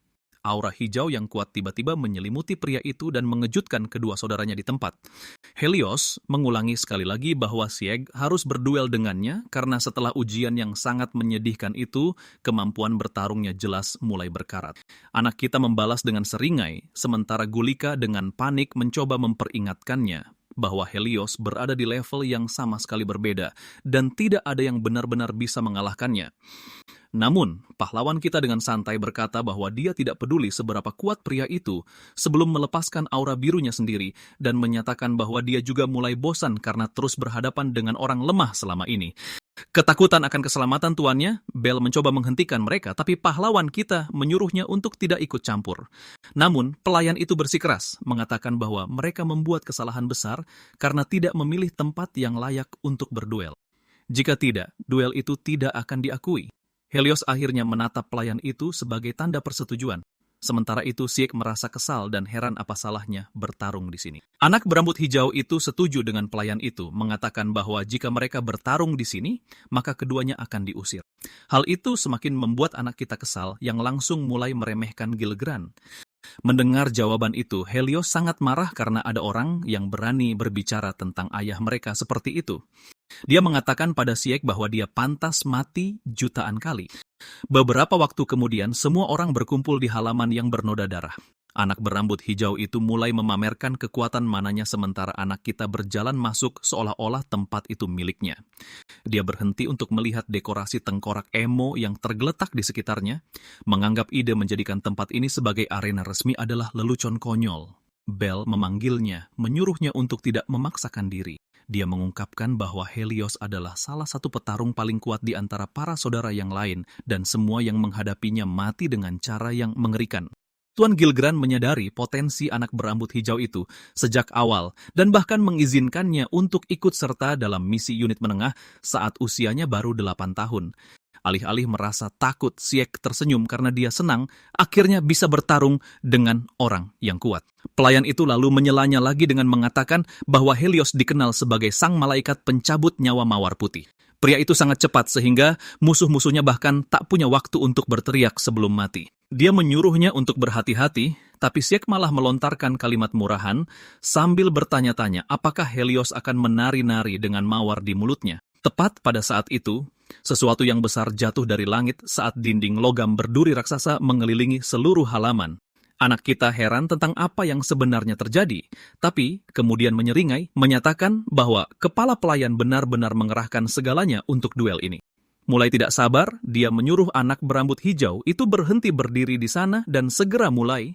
Helios berjalan ke arahnya, dikelilingi oleh mana hijau, dan bertanya apakah Sieg sudah siap untuk mati. Pahlawan kita sama sekali tak gentar dan malah mengatakan bahwa jika Helios kalah, maka dia akan mulai memanggilnya si idiot putih mulai sekarang. Ucapan itu sangat tepat sasaran saat anak berambut hijau itu berjanji untuk menguburnya dalam-dalam.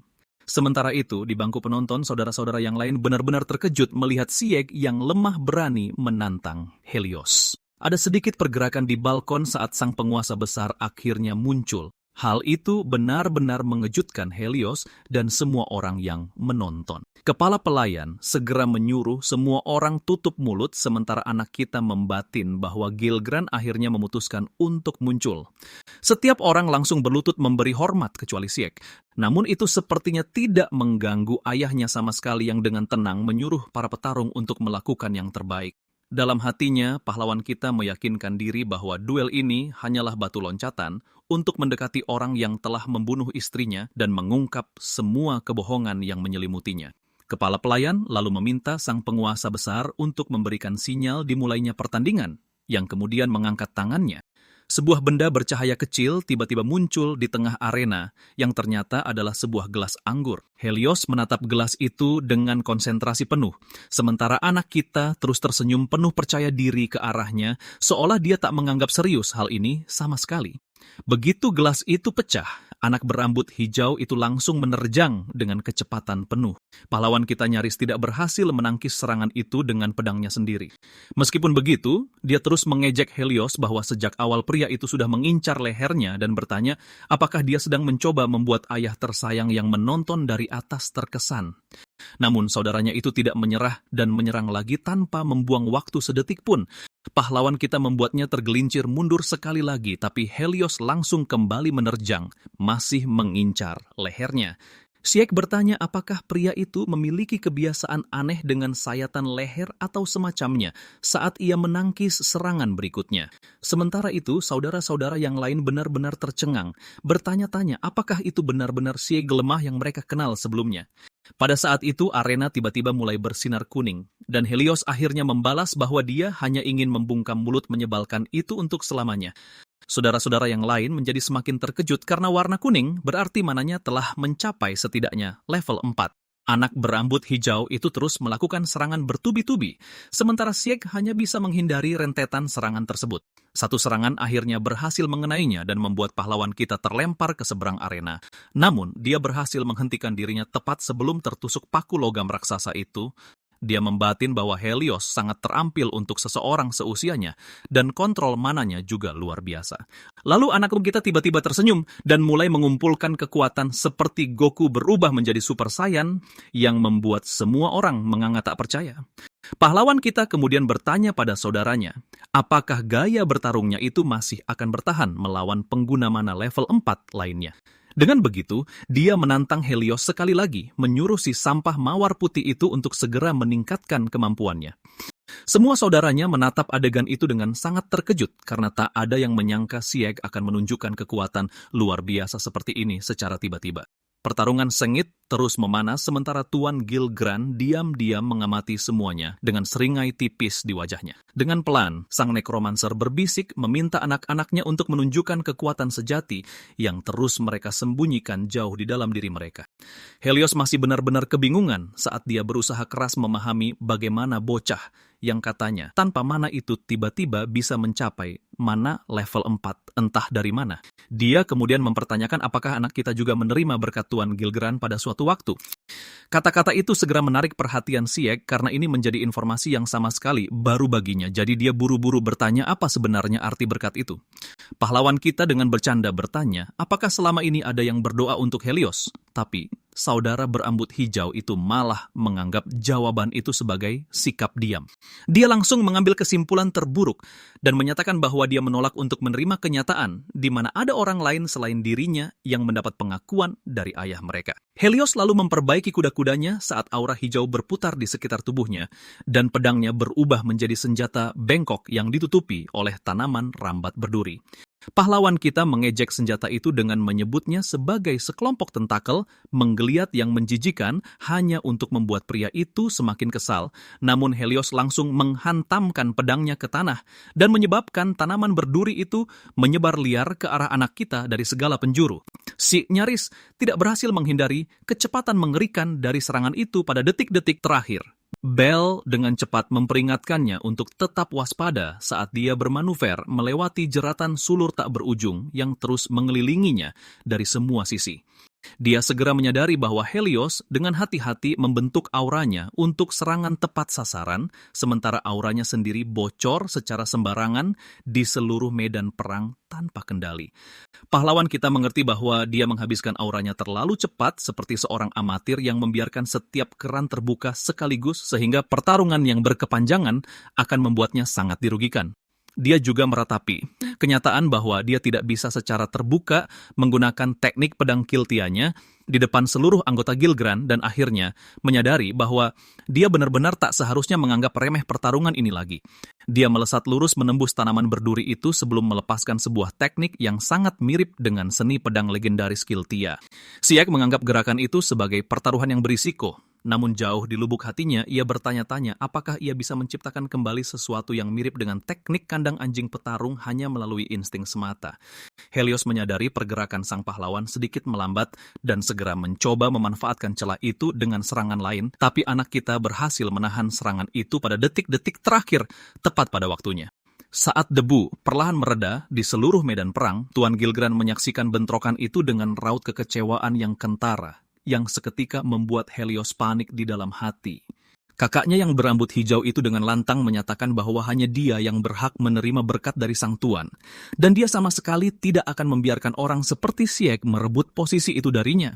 Bocah kita ini merespons dengan benar-benar bertanya-tanya, bagaimana bisa ada orang yang sebegitu terobsesinya dengan orang gila seperti Tuan Gilgran. Helios mengaum dan melancarkan serangan ganas lainnya sambil menyatakan bahwa serangan ini akan menjadi akhir bagi pahlawan kita untuk selamanya. Tetapi Sieg tiba-tiba meledak dengan gelombang aura yang luar biasa sebelum menahan serangan itu dengan mudah secara langsung. Pada saat itu ia teringat bagaimana ia selalu menghadapi pertempuran dengan cara yang persis sama dalam kehidupan sebelumnya sebagai Chronogaius. Sesulit apapun keadaannya, ia selalu menerobos setiap rintangan, dan gangguan-gangguan kecil tidak pernah penting baginya asalkan ia bisa melancarkan satu serangan telak dengan kekuatan mutlak.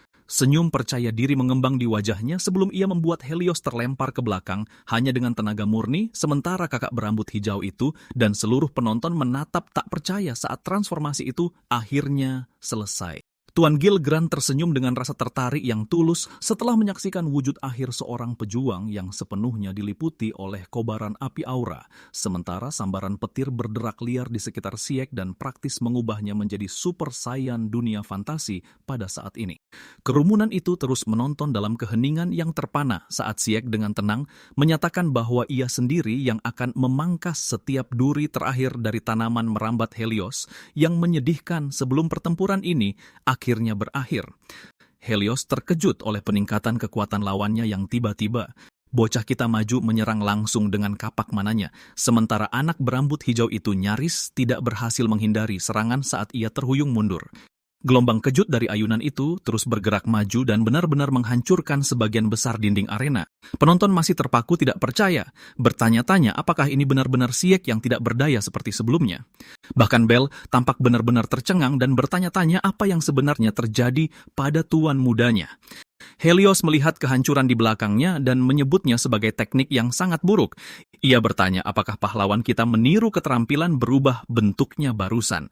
Sieg langsung menyuruhnya untuk tidak besar kepala dan malah menyebutnya sebagai gulma yang tumbuh terlalu besar. Hal itu seketika membuat anak berambut hijau itu marah dan berkata bahwa mereka akan melihat siapa yang masih tertawa pada akhirnya.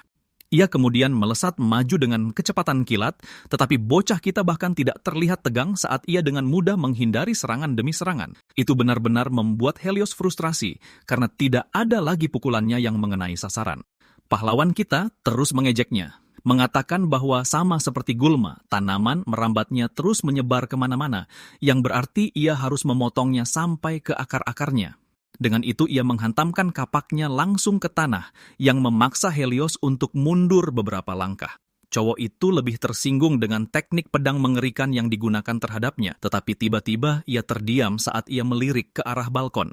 Ia menatap ayahnya dan menyadari bahwa Gilgran bahkan tidak memperhatikannya lagi dan malah sepenuhnya fokus pada Sieg. Hal itu benar-benar menghancurkan hati anak berambut hijau itu karena ketakutan perlahan mulai merayap ke dalam hatinya. Helios berkeringat dingin dan bertanya-tanya apakah ia akan dibuang. Matanya mulai berkaca-kaca, sementara ia berulang kali bergumam bahwa ini tidak mungkin terjadi. Air mata perlahan jatuh di wajahnya saat ia menyatakan bahwa ia seharusnya menjadi anak yang istimewa, bahwa hanya dialah yang benar-benar dibutuhkan Gilgran dan satu-satunya orang yang cukup pantas untuk berdiri di samping ayahnya. Pahlawan kita tiba-tiba menjadi serius saat ia menyadari perubahan pada lawannya. Mata Helios perlahan berubah menjadi hitam pekat saat ia menyatakan bahwa hanya dia yang akan berada di sisi ayahnya selamanya. Itu mengejutkan Sieg saat energi gelap yang tidak menyenangkan tiba-tiba mulai memancar keluar dari tubuh Helios. Pahlawan kita bertanya-tanya apa yang sedang terjadi, sementara anak berambut hijau itu terus mengoceh tentang menjadi yang terpilih. Tanda ungu mulai menyebar di tubuh Helios, dan Sieg akhirnya menyadari bahwa ini pasti berkat yang terus dibicarakan semua orang sebelumnya. Anak berambut hijau itu meneriakkan nama ayahnya sebelum tiba-tiba mengeluarkan auman keras. Dengan senyum gila membentang di wajahnya, Helios menyatakan bahwa ia akan membunuh Sieg di sini dan sekarang juga.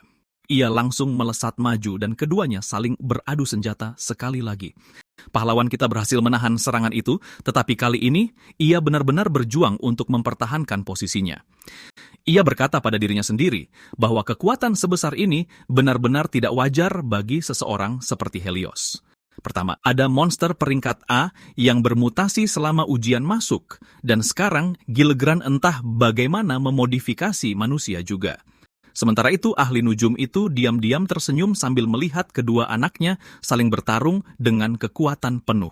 Sieg menyebut Helios menyedihkan dan mengejeknya bahwa ia sedang diperlakukan seperti orang yang benar-benar bodoh. Anak berambut hijau itu seketika menyangkal tuduhan tersebut dan bersikeras bahwa Gilgran sangat menyayanginya lebih dari siapapun. Namun, pahlawan kita memberitahunya bahwa itu sama sekali tidak benar dan bahwa Helios sebenarnya bisa mencapai tingkat kekuatan ini sepenuhnya dengan kemampuannya sendiri. Ia memiliki bakat untuk menjadi pendekar pedang yang pantas dan terhormat, tetapi malah menghancurkan semuanya dengan merusak dirinya sendiri dengan kekuatan palsu. Hal itu akhirnya membuat anak berambut hijau itu benar-benar marah dan membentak Sieg agar tutup mulut. Namun, bocah kita dengan dingin mengingatkannya bahwa ia akan mencabut mawar putih itu beserta setiap duri yang melekat padanya. Dengan kata-kata itu, Sieg tiba-tiba menebas lurus melewati Helios, membuat seluruh arena benar-benar syok. Sambil menoleh ke anak berambut hijau yang terkalahkan itu, pahlawan kita menyuruhnya untuk memperbaiki dirinya dulu, lalu mencoba lagi saat ia perlahan menyarungkan pedangnya. Kerumunan itu sulit mempercayai apa yang baru saja mereka saksikan setelah bocah yang disebut tak memiliki mana itu benar-benar menaklukkan si jenius Helios di depan semua orang. Sementara itu, Tuan Gilgran menerima kunjungan dari kepala pelayan yang dengan hormat memuji tuan muda itu atas penampilan dan pelayanannya yang luar biasa. Tuan Gilgran berbalik untuk melirik ke arah Sieg untuk terakhir kalinya, sementara pahlawan kita diam-diam berpikir dalam hatinya bahwa pertemuan mereka berikutnya, ia pasti akan menebas ahli nujum tua itu selamanya. Tuan itu akhirnya berjalan menjauh dari Koliseum tanpa sepatah kata pun, sementara bocah kita perlahan mendekati tubuh kakaknya yang tumbang itu. Ia membungkuk di samping Helios dan melepas lencana kelulusan darinya sebagai bukti kelayakan dan kemenangannya sendiri.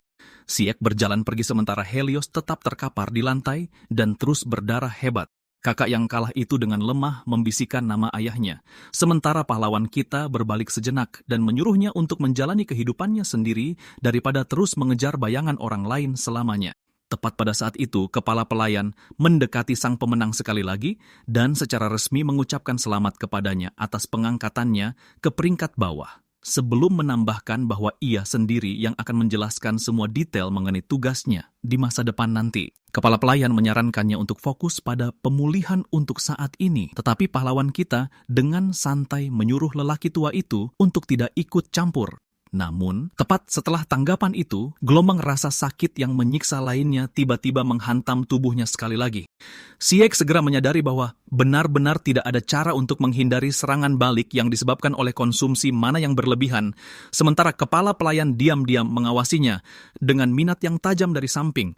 Bocah kita akhirnya kehilangan tenaga dan ambruk ke depan, tetapi Bel dengan cepat menangkapnya dalam pelukannya dengan kebanggaan yang terlihat jelas dan menyambutnya kembali dengan hangat sebelum tuan mudanya akhirnya benar-benar pingsan. 3 hari setelah duel, pada sore hari yang mendung dan hujan, Sieg muncul di dalam perpustakaan besar sambil mencari di antara buku-buku yang tak terhitung jumlahnya dan manuskrip kuno dengan harapan mengungkap petunjuk mengenai rahasia di balik kekuatan Tuan Gilgran yang mengerikan. Ia menerima kenyataan bahwa jika ia benar-benar ingin membongkar misteri seputar ahli nujum itu, maka ia pertama-tama harus menajamkan taringnya sendiri dengan benar. Meskipun ia akhirnya mencapai garis start setelah sekian lama, ia sama sekali tidak tahu kemana ia harus mengambil langkah pertama dari sini. Saat pahlawan kita terus mencari melalui arsip, sekelompok pembuat onar tiba-tiba mendekatinya dan mengejeknya karena duduk sendirian dan belajar seperti kutu buku yang kesepian. Sieg bertanya kepada mereka apa sebenarnya yang mereka inginkan darinya. Jadi para pemuda itu menjelaskan bahwa mereka mendengar ia entah bagaimana mempelajari mana dan mengalahkan Helios tanpa apa-apa selain keberuntungan semata. Salah satu dari mereka dengan bangga menambahkan bahwa mereka hanya datang untuk melihat seperti apa rupa bocah ajaib kecil yang terkenal itu secara langsung. Jadi pahlawan kita menghela napas lelah dan berkomentar bahwa pertarungan 3 lawan 1 terdengar cukup tidak adil, sambil juga bertanya-tanya mengapa keluarga ini terus menghasilkan begitu banyak orang tolol. Preman itu tertawa terbahak-bahak dan dengan bangga menyatakan bahwa jika mereka berhasil mengalahkan orang yang memukuli Helios, reputasi mereka sendiri akan langsung meroket. Kelompok itu melepaskan aura mereka dan berteriak agar Sieg mati. Tetapi sebelum ada di antara mereka yang bahkan bisa melangkah maju dengan benar, bocah kita tiba-tiba melesat ke arah mereka dalam keadaan normalnya. Satu pukulan perut yang brutal mendarat seketika dan membuat wajah preman itu meringis begitu keras hingga pria malang itu mungkin mulai melihat leluhurnya mengajukan keluhan secara langsung. Satu serangan membuat mereka semua terengah-engah mati-matian mencari udara sementara busa tumpah dari mulut mereka. Namun, bahkan dalam keadaan yang menyedihkan itu, mereka tetap mengakui bahwa anak ini benar-benar sangat kuat. Sieg sekadar mengeluh bahwa mereka terlalu lemah untuk standarnya dan berkata bahwa ia tidak punya waktu untuk dibuang-buang pada omong kosong semacam ini sebelum mempersiapkan mentalnya untuk pertempuran nyata yang masih menanti di depan. Ia menyuruh para idiot itu untuk membereskan kekacauan yang mereka buat dan dengan santai menambahkan bahwa ia mungkin akan memaafkan mereka jika mereka benar-benar berhasil melakukannya dengan benar. Tepat pada saat itu, Bel tiba-tiba menyerbu ke dalam perpustakaan dan mengumumkan bahwa ia telah mencari tuan muda ke mana-mana. Sieg langsung mencoba menyuruhnya pergi karena kebiasaan sebelum meminta maaf dengan canggung sedetik. Kemudian setelah itu Bel menjelaskan bahwa Tuan Gilgran telah secara resmi memanggilnya karena sang tuan ingin menyampaikan sebuah dekret secara langsung. Ia mendesaknya untuk segera menuju ke kamar sang tuan, yang seketika menarik perhatian penuh pahlawan kita. Sieg berpikir bahwa ia sudah cukup lama menunggu kesempatan seperti ini. Jadi ia dengan percaya diri berjalan menuju kamar Tuan Gilgran dengan harapan akhirnya bisa lebih dekat dengan ahli nujum tua itu sendiri. Sesampainya di sana, ia menemukan Gulika bersama beberapa saudara lainnya yang langsung mulai mengejeknya karena datang terlambat. Mereka dengan nada mengejek mengklaim bahwa ia hanya masuk ke peringkat bawah melalui kecurangan, meskipun pahlawan kita bahkan tidak repot-repot menanggapi tuduhan kekanak-kanakan itu. Saudara-saudaranya mengeluh karena ia mengabaikan mereka, tetapi Sieg dengan santai berjalan melewati mereka bertiga hingga kakak ketiga tiba-tiba menarik perhatiannya karena suatu alasan. Ia menyadari bahwa ada sesuatu yang terasa aneh dan berbeda dari orang itu. Tetapi sebelum ia bisa berpikir lebih jauh, kepala pelayan memanggil namanya dan memujinya atas penampilan luar biasa yang ia tunjukkan selama duel beberapa hari yang lalu. Tanpa membuang waktu sedetik pun, kepala pelayan mengumumkan bahwa ia sekarang membawa perintah langsung dari Tuan Gilgran sendiri yang dengan santai diputuskan Sieg untuk didengarkannya sejenak. Dekret itu memerintahkannya untuk melakukan perjalanan sejauh 20 oryan ke utara dan mempertahankan reruntuhan Historia selama 6 bulan ke depan. Sieg seketika menentang keputusan tersebut dan mempertanyakan mengapa setelah akhirnya mencapai peringkat bawah, ia masih belum mendapat kesempatan untuk melayani langsung di sisi ayahnya. Kepala pelayan dengan tenang memotong pembicaraan dan menjelaskan bahwa meskipun hak istimewa seperti itu pada akhirnya mungkin akan terjadi, misi ini tetap saja sangat penting. Darah pahlawan kita segera mulai mendidih karena amarah, sebab baginya misi ini tidak ada bedanya dengan pengasingan langsung ke tempat antah berantah. Ia mulai berpikir bahwa semua kerja kerasnya akan benar-benar sia-sia jika ia pergi sekarang, tetapi kemudian kepala pelayan tiba-tiba menambahkan bahwa ritual tertentu akan berlangsung di reruntuhan Historia setelah periode 6 bulan berakhir. Menurutnya, ritual itu ada dengan satu-satunya tujuan untuk membuat kekuatan Tuan Gilgran yang sudah mengerikan menjadi lebih mutlak dan tak terpatahkan dari sebelumnya. Informasi itu seketika mengguncang hati pahlawan kita, jadi kepala pelayan melanjutkan dengan menjelaskan bahwa sang tuan sendiri tidak akan muncul di medan perang setidaknya selama 6 bulan penuh. Selama waktu itu, Sieg menerima tanggung jawab untuk menaklukkan monster magis di sekitar area tersebut dan melenyapkan setiap kemungkinan ancaman sebelum ritual dimulai. Sebelum pahlawan kita dapat bereaksi sepenuhnya, kepala pelayan menyajikan syarat lain dari Tuan Gilgran dan menyatakan bahwa jika Sieg berhasil dengan misi ini, ia akan menerima promosi ke peringkat yang jauh lebih tinggi dan lebih dekat dengan sang tuan itu sendiri. Sieg diam-diam memikirkan semuanya sejenak, sementara kepala pelayan memberitahunya bahwa unit menengah sudah tiba di reruntuhan lebih cepat dari jadwal, yang berarti ia harus segera membantu mereka setelah keberangkatan. Setelah mempertimbangkan situasi dengan saksama dan menyadari bahwa persyaratannya tidak mengganggu misi sejatinya, pahlawan kita akhirnya mengambil keputusan dan menerima tugas tersebut tanpa perlawanan lebih lanjut. Sementara itu, adegan kemudian beralih ke sebuah kereta kuda yang berjalan melewati Icelands yang beku. Kusir itu menghentikan kuda-kudanya dan memberitahu penumpangnya bahwa ini adalah jarak terjauh yang bisa ia tempuh. Bell melompat keluar dari kereta dan langsung bersemangat karena suhu yang sangat dingin ini. Sieg merapikan mantelnya dan bertanya, kenapa pelayan ini harus ikut jauh-jauh sampai ke sini? Namun ia merasa tersinggung dan mengatakan bahwa sudah menjadi tugasnya sebagai pelayan untuk melayani tuannya hingga akhir. Kusir kereta kemudian pamit dan memberitahu mereka berdua bahwa reruntuhan Historia ada di depan. Ia memperingatkan mereka untuk berhati-hati, sementara Bell dengan riang berterima kasih atas tumpangannya. Menatap hamparan salju di depan, ia langsung kegirangan karena ini adalah pertama kalinya ia melihat salju secara langsung. Sang pelayan tiba-tiba khawatir karena napasnya berubah menjadi asap dan bertanya-tanya apakah ia terkena penyakit aneh. Sementara itu, Sieg lebih fokus pada reruntuhan itu, menatap bangunan menyeramkan di kejauhan yang tampak seperti markas penjahat yang terbengkalai. Bell memberitahunya bahwa mereka harus mulai bergerak sekarang, sementara kereta kuda itu kembali ke arah asalnya. Setelah itu, keduanya melanjutkan perjalanan menerjang lapisan salju yang tebal dengan Sieg memimpin di depan. Bell akhirnya berhenti sejenak hanya untuk mengatur napas. Pahlawan kita bertanya apakah ia baik-baik saja dan mulai menggodanya, bertanya-tanya kemana perginya semua antusiasme yang tadi. Ia mengakui bahwa ia tidak menyangka berjalan di atas salju akan sesulit ini. Namun Sieg menyuruhnya untuk mengatur napas dengan benar. Jika tidak, paru-parunya akan rusak karena hawa dingin. Melihat sebuah gua di depan, pemuda kita memutuskan untuk menyudahi hari dan beristirahat di sana malam ini. Beberapa waktu kemudian, Bell duduk di depan api unggun besar, menghangatkan dirinya seperti ayam beku yang baru dikeluarkan dari dalam lemari es. Pahlawan kita memperingatkannya bahwa alam liar sangatlah kejam, jadi ia tidak boleh lengah sedikit pun di luar sini. Sang pelayan tiba-tiba curiga dan menimpali bahwa secara teknis, ini seharusnya juga menjadi pertama kalinya bagi Sieg berada di salju. Sieg berpura-pura mengiyakan, padahal di dalam hatinya, ia ingat bahwa ini sebenarnya adalah yang ke-12 kalinya. Ia kemudian mulai menggeledah tas-tas Bell dan terkejut setelah menyadari bahwa isinya hampir semuanya adalah pakaiannya sendiri. Bell langsung salah tingkah, tetapi Sieg menghentikannya sebelum ia sempat menjelaskan apapun dengan melemparkan salah satu jaketnya ke wajah Bell. Ia meyakinkan pelayan itu bahwa ia baik-baik saja dan menyuruhnya agar tetap hangat dan tidur karena mereka akan mulai berjalan lagi besok pagi. Bell mulai terkikik seperti gadis kecil dan memeluk jaket itu ke wajahnya. Sementara itu, jauh di kejauhan, beberapa sosok berkerudung tak dikenal diam-diam mengamati pahlawan kita dari balik bayangan. Pelayan itu masih tertidur lelap di dalam kantong tidurnya, sementara Sieg diam-diam berjaga di dekat pintu masuk gua. Bell belum mengetahuinya, tetapi padang salju ini dipenuhi dengan monster sihir, berbahaya, dan juga klan Gruzic yang terkenal kejam. Klan ini seluruhnya terdiri dari para petarung kejam yang menganggap neraka es ini sebagai rumah mereka. Mereka biasanya terlibat dalam perdagangan senjata ilegal, di samping bisnis penculikan dan perdagangan manusia yang sudah biasa.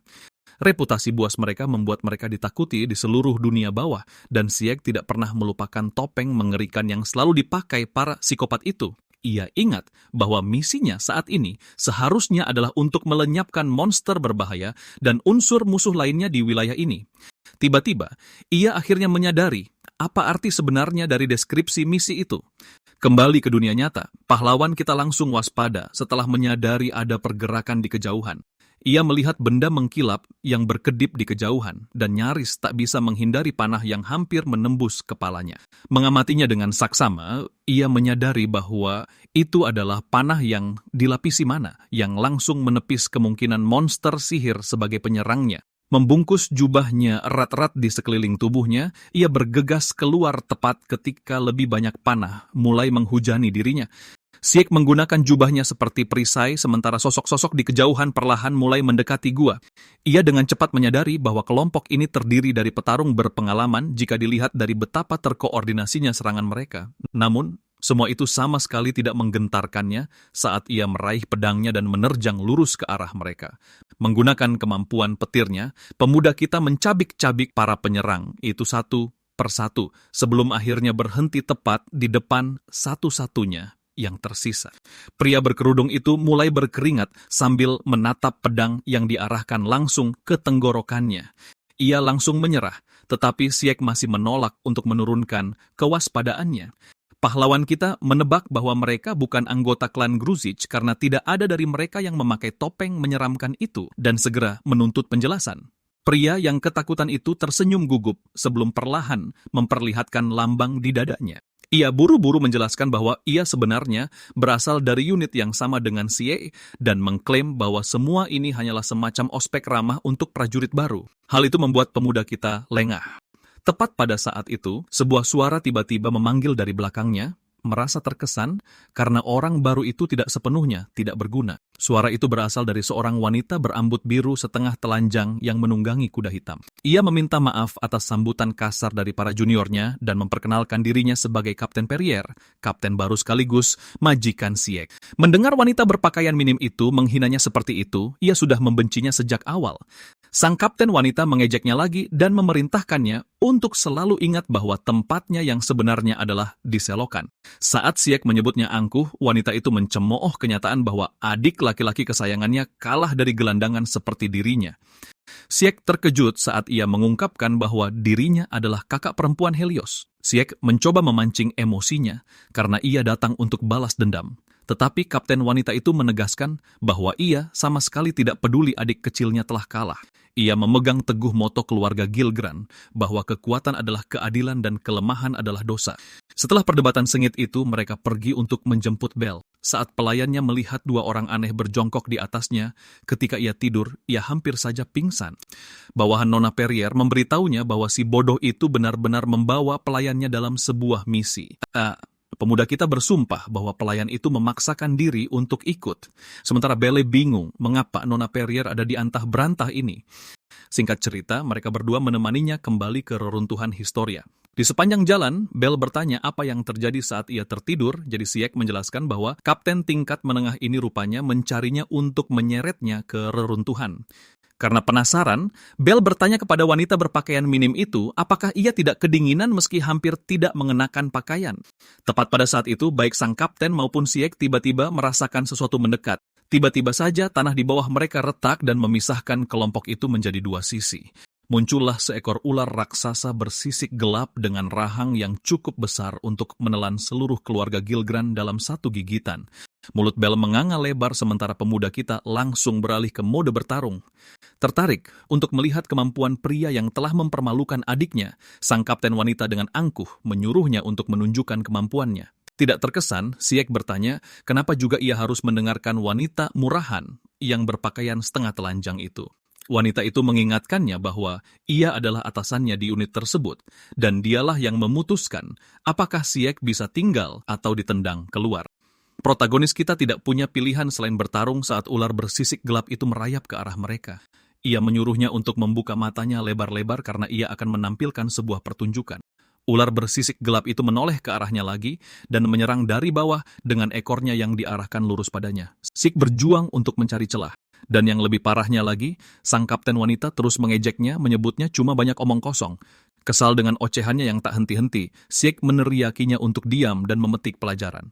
Berdiri tepat di depan ular itu, ia menghunus pedangnya dan menyerangnya secara langsung. Dengan manuver yang mulus, tebasannya membelah tubuh raksasa makhluk itu, dan ia menyeringai bangga pada apa yang tampak seperti kemenangan mudah. Namun, senyuman itu memudar ketika ia menyadari bahwa ia bahkan tidak meninggalkan goresan sedikit pun pada sisiknya. Sang kapten wanita memberitahunya bahwa zirah ular bersisik gelap itu lebih tangguh dari titanium. Ayunan pedangnya yang menyedihkan itu jauh dari kata cukup kuat untuk bisa menembusnya dengan baik. Jadi sekarang ia ingin melihat apa yang akan dilakukan si lemah bermulut besar itu selanjutnya. Setelah berterima kasih atas ceramahnya yang sama sekali tidak berguna, pemuda kita mengubah strateginya. Dengan mana yang memperkuat tubuh dan pedangnya, ia menerjang ular raksasa pemakan steroid itu sekali lagi. Sang kapten wanita terdiam karena terkejut saat melihat seberapa padat ia dapat memusatkan mananya.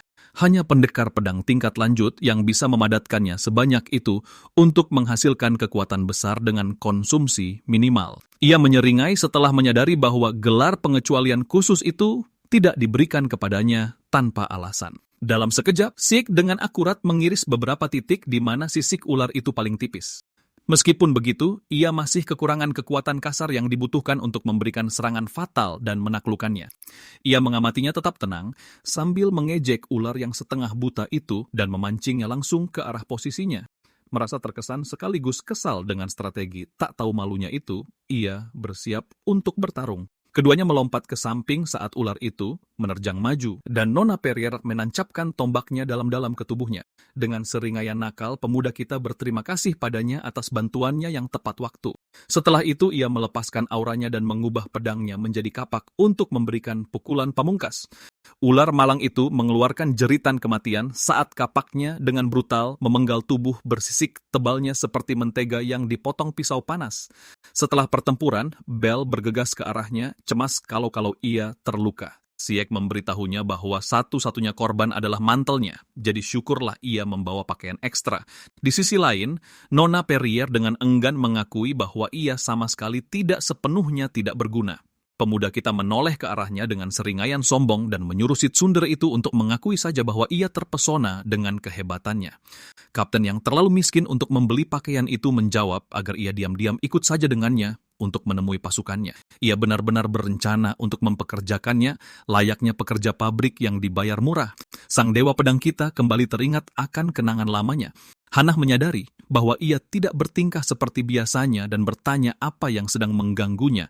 Bro mengaku sedih karena napasnya tidak mengepulkan awan putih di udara dingin.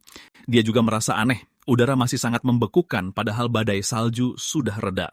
Hannah menunjukkan fakta yang sudah jelas bahwa mereka sedang berdiri di gunung tertinggi di benua itu. Dengan bangga ia memamerkan pengetahuannya, menjelaskan bahwa udara di dataran tinggi terlalu kering sehingga napasnya tak bisa membentuk kabut.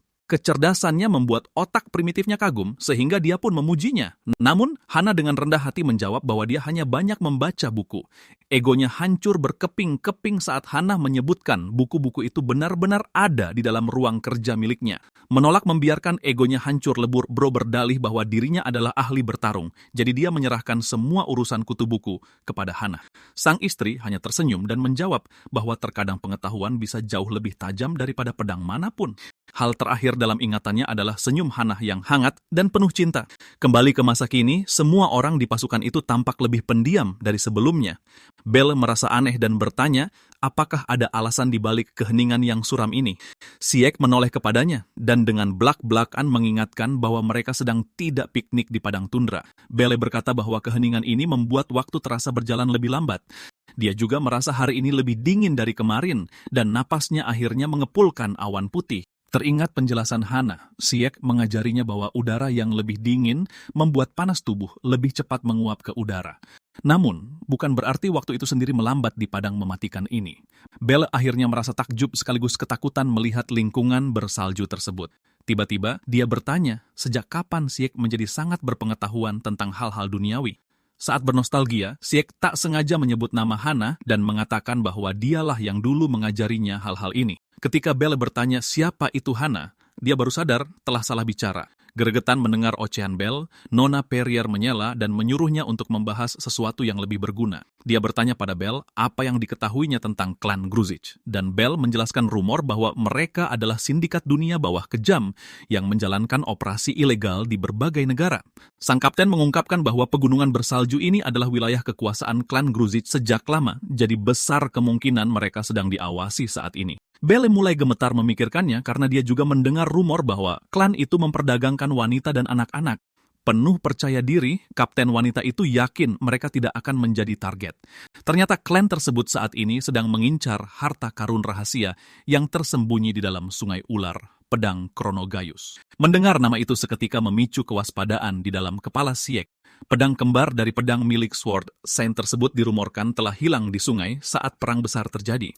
Bell merasa nama itu tak asing, lalu sang kapten mengonfirmasi bahwa pedang itu milik Sword Saint yang pernah dikalahkan oleh Tuan Gilgran mereka. Tuan besar mereka telah menghabisi Sword Sign dari Kekaisaran Kiltia dan Sage dari Kerajaan Sihir dalam daftar buronannya selama perang. Ia mengakui sangat ingin memiliki harta karun yang begitu legendaris hingga tercatat dalam buku sejarah jika mereka berhasil menemukannya. Itulah sebabnya ia tidak akan membiarkan klan Gruzic merebutnya lebih dulu. Mendengar ucapan itu membuat Sieg sangat murka hingga kepalan tangannya meninju menembus kantong airnya. Sang kapten dengan santai berkomentar bahwa dia ingin melihat sendiri seberapa kuat Sword Sign itu sebenarnya. Ksatria botak mengungkapkan bahwa mereka sudah menghabiskan waktu setahun penuh untuk mencari senjata legendaris tersebut. Sayangnya, satu-satunya petunjuk yang mereka temukan hanyalah teka-teki misterius mengenai lokasinya. Karena itu, pria tersebut rela mempertaruhkan kumis lebatnya bahwa pedang dongeng itu tidak ada di sini. Namun, Siede punya pemikiran yang sangat berbeda. Dia akhirnya menyadari, perasaan aneh yang mengikutinya di sepanjang perjalanan ini berhubungan dengan kembaran pedang aslinya. Dia sudah berhasil meningkatkan kendali mana dan pergerakannya di dalam tubuh baru ini. Satu-satunya hal yang menahannya saat ini adalah ketiadaan senjata yang mampu menangani kekuatan mananya dengan sempurna. Dalam lubuk hatinya, ia bersumpah tidak akan membiarkan tangan kotor siapapun menyentuh pedang itu jika mereka benar-benar menemukannya. Tepat saat itu, kuda kapten wanita itu tiba-tiba berhenti melangkah. Mata semua orang tertuju pada sosok asing yang berdiri sendirian di antah berantah. Setelah mengamatinya lekat-lekat, Nona Perrier langsung mengenali siapa sosok bertopeng itu. Belle panik dan mengira itu adalah monster yang pernah menampar neneknya. Tuan muda kita menyuruhnya untuk tenang. Tampaknya klan Gruzic datang langsung untuk memberikan sambutan hangat pada mereka. Tanpa rasa gentar menghadapi seluruh pasukan, prajurit bertopeng itu menyeringai lebar. Dalam hitungan detik, semakin banyak petarung bertopeng yang bermunculan dari belakangnya. Setelah mereka mengepung pasukan secara menyeluruh, Belle panik karena merasa riwayat mereka sudah tamat. Dengan tatapan tajam di balik topengnya, sang pemimpin prajurit itu menyuruh bocah kita menyebutkan namanya. Sieg benar-benar geli melihat serangga-serangga ini bertingkah seolah mereka penguasa gunung. Dengan suara keras yang mendominasi, dia dengan bangga mendeklarasikan bahwa namanya adalah Sigproud. Dengan angkuhnya, ia menyuruh pemimpin mereka untuk membeberkan semua yang ia ketahui tentang pedang besar milik Sword Saint. Jika tidak, dia yang akan jadi korban tebasan berikutnya. Tidak terkesan dengan sikapnya, prajurit itu memindainya dengan tatapan yang tajam. Lalu tanpa aba-aba, pria itu berbalik 180 derajat dan pergi begitu saja. Bocah kita berteriak bahwa melarikan diri itu curang, tapi prajurit itu tetap lari tanpa peduli. Nona Perrier menyuruhnya berhenti membuang-buang napas untuk orang tak penting. Perhatian sang kapten terkunci pada ancaman nyata yang sudah terlihat siap untuk mencabik-cabik mereka. Klan Gruzic haus darah, dan mereka jelas tidak berniat menyisakan satupun yang hidup.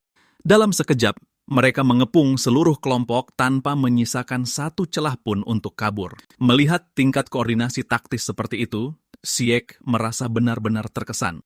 Belle dengan cemas bertanya-tanya, apakah tuan mudanya benar-benar akan selamat kali ini? Namun ksatria botak menyuruhnya mundur dan mengkhawatirkan dirinya sendiri dulu. Begitu sang kapten wanita memerintahkan pasukannya untuk unjuk gigi, semangat para prajurit langsung terbakar.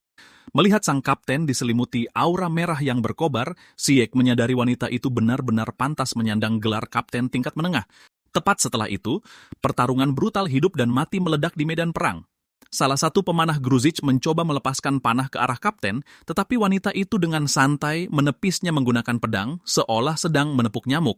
Melihat kapten menerjang segala serangan yang dilemparkan, bahkan anggota Gruzic mulai bertanya-tanya apakah ia masih manusia. Bocah kita mengamatinya lekat-lekat selama pertempuran, dan menyadari bahwa kendali mananya jauh di atas Helios. Mengalahkannya jelas bukan hal mudah, kecuali dia sudah mengetahui gaya bertarungnya sejak awal. Kesatria botak itu tertawa bangga sambil memuji sang kapten. Penampilannya tak pernah gagal membuktikan reputasinya sebagai putri perang peluru tombak. Pasukan pemujanya mulai bersorak untuk sang kapten. Sorakan mereka semakin membakar semangat sang kapten dan mengubahnya menjadi ancaman yang lebih besar. Tingkah konyol mereka begitu mengganggu Sieg, sampai-sampai ia tak menyadari seorang prajurit Gruzic yang menyerangnya. Sebelum pria itu sempat mendaratkan pukulannya, kapten wanita itu telah meremukan tengkorak si bodoh malang tersebut dengan tendangan brutal dari sepatunya. Para pria aneh di luar sana mungkin sedang iri pada pria itu sekarang. Berdiri di atas prajurit Gruzic itu, sang kapten menyuruh yang lain berhenti melongo dan mulai mengerahkan pantat malas mereka. Kalau tidak, dia mengancam akan menancapkan tombaknya ke lubang pantat mereka dan membakarnya.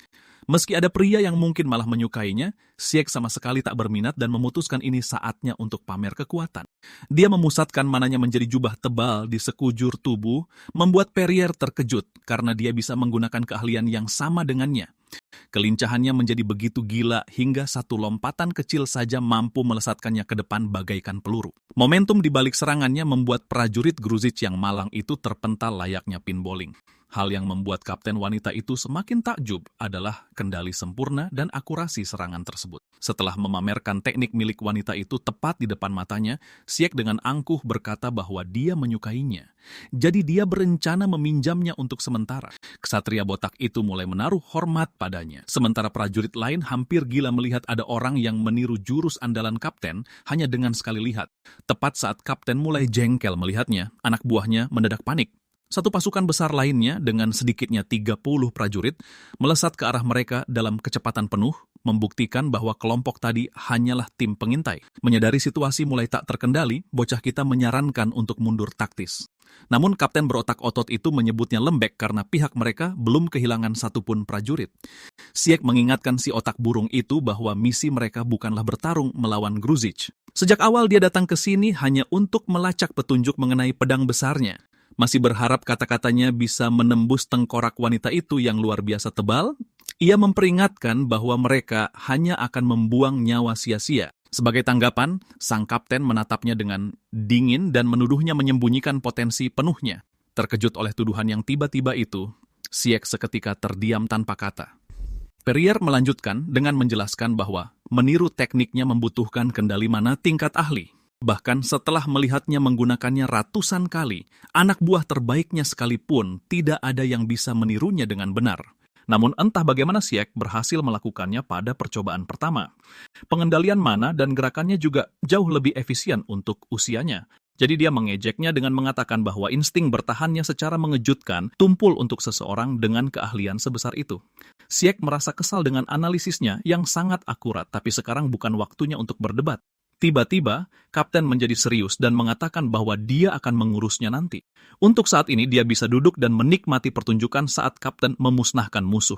Bingung dengan maksudnya, dia menatap dengan tercengang saat aura mengerikan yang jauh lebih kuat dari sebelumnya meledak darinya. Sir Bold Knight panik karena kapten akan bertindak lebih jauh lagi. Masih mencoba memproses apa yang terjadi, Siek bertanya kepada wanita gila itu jurus gila apa yang akan dia gunakan, tapi Sir Bold Knight menyuruh mereka berdua untuk segera pergi dari sana. Dengan itu, Nona Perrier melompat tinggi ke langit dan menukik lurus ke bawah. Semua petarung Gruzic menjadi gila saat dia turun ke arah mereka seperti meteor yang siap menghancurkan mereka di atas es. Untuk sesaat, Siek terkesan dengan kekuatan absurdnya, tetapi dia menyadari bahwa es di bawah kakinya tiba-tiba retak. Pada saat inilah dia menyadari bahwa kapten telah mengacau. Dia berteriak pada wanita itu untuk berhenti karena tanah di bawah mereka hanyalah es tipis. Sayangnya, sang kapten tidak bisa mendengarnya karena jurus pamungkas epiknya yang disebut palu tombak petir. Para petarung Gruzic terhempas seperti boneka kain. Sementara itu, Nona Perrier tersenyum bangga, memamerkan kekuatan mengerikan dari keluarga yang angkuh itu.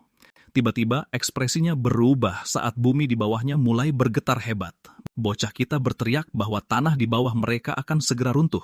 Tepat saat peringatannya mencapai telinga kapten, celah raksasa merobek tanah beku di bawah semua orang. Kapten yang terjatuh mengira itu hanya gempa bumi, tapi Siek langsung menyadari bahwa ini bukan getaran biasa.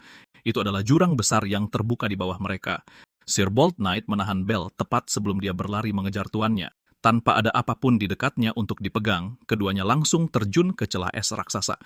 Bingung dan ngeri, semua orang di atas bertanya-tanya apa yang akan terjadi pada kapten dan tuan muda setelah jatuh dari ketinggian yang konyol. Bahkan Gojo pun akan hangus jika dia jatuh ke lubang yang begitu dalam, sehingga mereka bahkan tidak bisa melihat dasarnya. Masih jatuh melalui celah es besar, bocah kita menyebut Perrier tidak punya otak. Ukuran dadanya lebih besar daripada IQ-nya jika dia tidak berpikir hal ini akan terjadi setelah menggunakan keahlian yang sangat merusak itu. Kapten buas itu membalas bahwa itu adalah pilihan terbaik. Keduanya terus saling mengejek sampai mereka akhirnya menyadari bahwa dasarnya sudah dekat. Siek merasakan aliran cahaya aneh yang mengalir menuju gua besar itu. Kapten Perrier menyuruh bocah kita untuk berhenti terganggu oleh cahaya yang bersinar dan fokus pada pendaratan, kecuali dia ingin mati karena cedera jatuh. Jadi keduanya mengerahkan kekuatan maksimal mereka ke dasar celah untuk mematahkan momentum mereka. Setelah pendaratan yang meledak-ledak itu berhasil, Sieg mengatakan bahwa dia akhirnya lebih memahami kepribadiannya dan mengklaim bahwa dia bahkan lebih jantan daripada saudara laki-lakinya. Kapten Perrier langsung menjawab bahwa bukan dia masalahnya. Pria zaman sekarang saja yang terlalu banyak mengeluh. Mengesampingkan hal itu, mereka berdua tidak tahu bagaimana cara memanjat keluar dari celah es. Jadi kapten menyarankan agar mereka memilih arah dan terus bergerak. Skenario terbaiknya mereka mungkin menemukan jalan menuju kaki gunung. Sudah bosan berjalan-jalan dengannya, kapten mengatakan bahwa mereka harus berpisah dan saling memberi sinyal jika salah satu dari mereka menemukan sesuatu yang berguna. Sieg setuju, tapi dia memperingatkan wanita itu untuk tenang dan berusaha untuk tidak menyebabkan longsoran salju lagi dengan sinyal-sinyalnya. Setelah itu, dia menjelajahi gua es yang dipenuhi dengan arsitektur aneh. Semakin jauh dia melangkah, semakin dia menyadari ada sesuatu yang aneh. Es yang menutupi dindingnya terlalu keras untuk menjadi es biasa. Rasanya lebih seperti obsidian karena dia bahkan tidak bisa menggoresnya tanpa memperkuat pedang dan mananya. Dia juga merasa aneh bahwa sungai yang berkelok-kelok itu sepertinya membentang tanpa akhir. Kata-kata Kapten Perrier tentang harta karun yang tersembunyi di sungai yang merupakan pedang besar Swordsane terlintas di benaknya. Tepat saat dia memikirkan tentang tujuan klan Gruzic, bilah pedang es tiba-tiba muncul di dekat lehernya.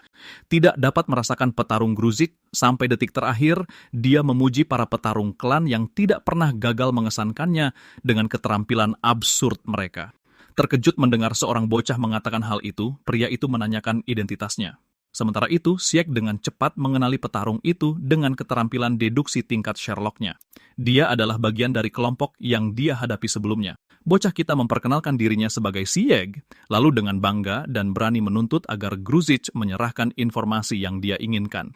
Terlihat tersinggung oleh sikap sombongnya, sang petarung mengayunkan pedangnya lebih dekat ke tenggorokan Sieg.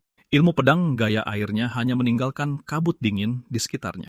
Petarung Gruzic dengan dingin memberitahu dia bahwa orang-orangnya membenci garis keturunan yang kotor dan angkuh itu. Mereka bertanggung jawab karena telah menginjak-injak kehormatan klannya. Tidak terganggu oleh luka kecil di pipinya, Sieg bertanya, kehormatan apa yang tersisa setelah pria itu melarikan diri saat teman-temannya dihancurkan. Kesal dengan sikap sombong itu, sang petarung menjelaskan bahwa dia membenci tatapan arogan di mata Sieg. Dia berasumsi bahwa garis keturunan Gilgran juga sedang mencari pedang legendaris tersebut. Itu berarti senjata Swordsane pun terlalu berbahaya untuk dibiarkan begitu saja. Benar-benar bingung, Sieg bertanya omong kosong apa yang sedang dibicarakan pria itu sekarang.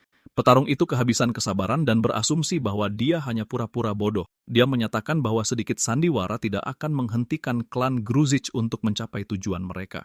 Menatap matanya, sang petarung bersumpah bahwa dia akan menggunakan pedang Swordsane untuk membantai Gilgran dan memusnahkan seluruh garis keturunannya. Aura yang kuat meledak di sekitarnya saat dia bersiap untuk bertarung. Bocah kita sedikit terkejut bahwa orang gila itu ingin bertarung di bawah tanah di mana seluruh gua bisa runtuh kapan saja. Selain itu, tampaknya klan Gruzic benar-benar percaya bahwa pedang besar itu membawa kekuatan luar biasa yang mampu mengalahkan Gilgran. Karena klan Gruzic pun mempercayainya, dia sekarang yakin pedang itu memiliki keuntungan atas kekuatan misterius Gilgran. Awalnya dia berencana untuk mendapatkan senjata yang lebih kuat suatu hari nanti, tapi sekarang dia benar-benar harus mengambil kembali pedang andalannya. Tanpa membuang banyak kata, keduanya langsung menyerang satu sama lain. Dampak dari pedang mereka yang bertabrakan menciptakan kawah besar. Pada awalnya, cara kedua petarung terlempar ke belakang membuatnya terlihat seolah-olah mereka seimbang. Namun saat Sieg berbenturan dengannya lagi, dia langsung menyadari bahwa pria ini jauh di atas petarung Gruzic lain yang dia hadapi sebelumnya. Alasan utamanya adalah keahlian pria itu yang absurd dengan pedangnya. Pada saat yang sama, kuda-kuda dan kekuatan Sieg membuat petarung Gruzic menyadari bahwa dia juga bukan bocah biasa dari keluarga yang angkuh itu. Tepat ketika pertarungan akan menjadi serius, celah raksasa tiba-tiba membelah tanah dan merusak pertarungan tersebut. Saat petarung itu bingung dengan gempa bumi yang tiba-tiba, bocah kita secara refleks berpikir bahwa itu adalah wanita berotak-otot yang mengirimkan sinyal konyol dan keras lainnya. Tepat setelah itu, seekor naga berkepala 3 meledak dari bawah tanah es. Petarung Gruzic segera mengenalinya dan menyebutnya sebagai monster ajaib kuno. Karena pria itu jelas lebih tahu tentang kadal itu daripada dirinya, Sieg menyarankan agar mereka bekerja sama sebelum melanjutkan duel mereka. Lagi pula, mereka tidak bisa begitu saja mengabaikan kadal raksasa di sini, padahal ia bisa meruntuhkan seluruh gua kapan saja. Petarung Gruzic mengerti bahwa dia tidak punya pilihan dan dengan enggan setuju. Namun dia memberikan sedikit peringatan ramah kepada bocah kita bahwa saat monster ini tumbang, dia adalah orang berikutnya.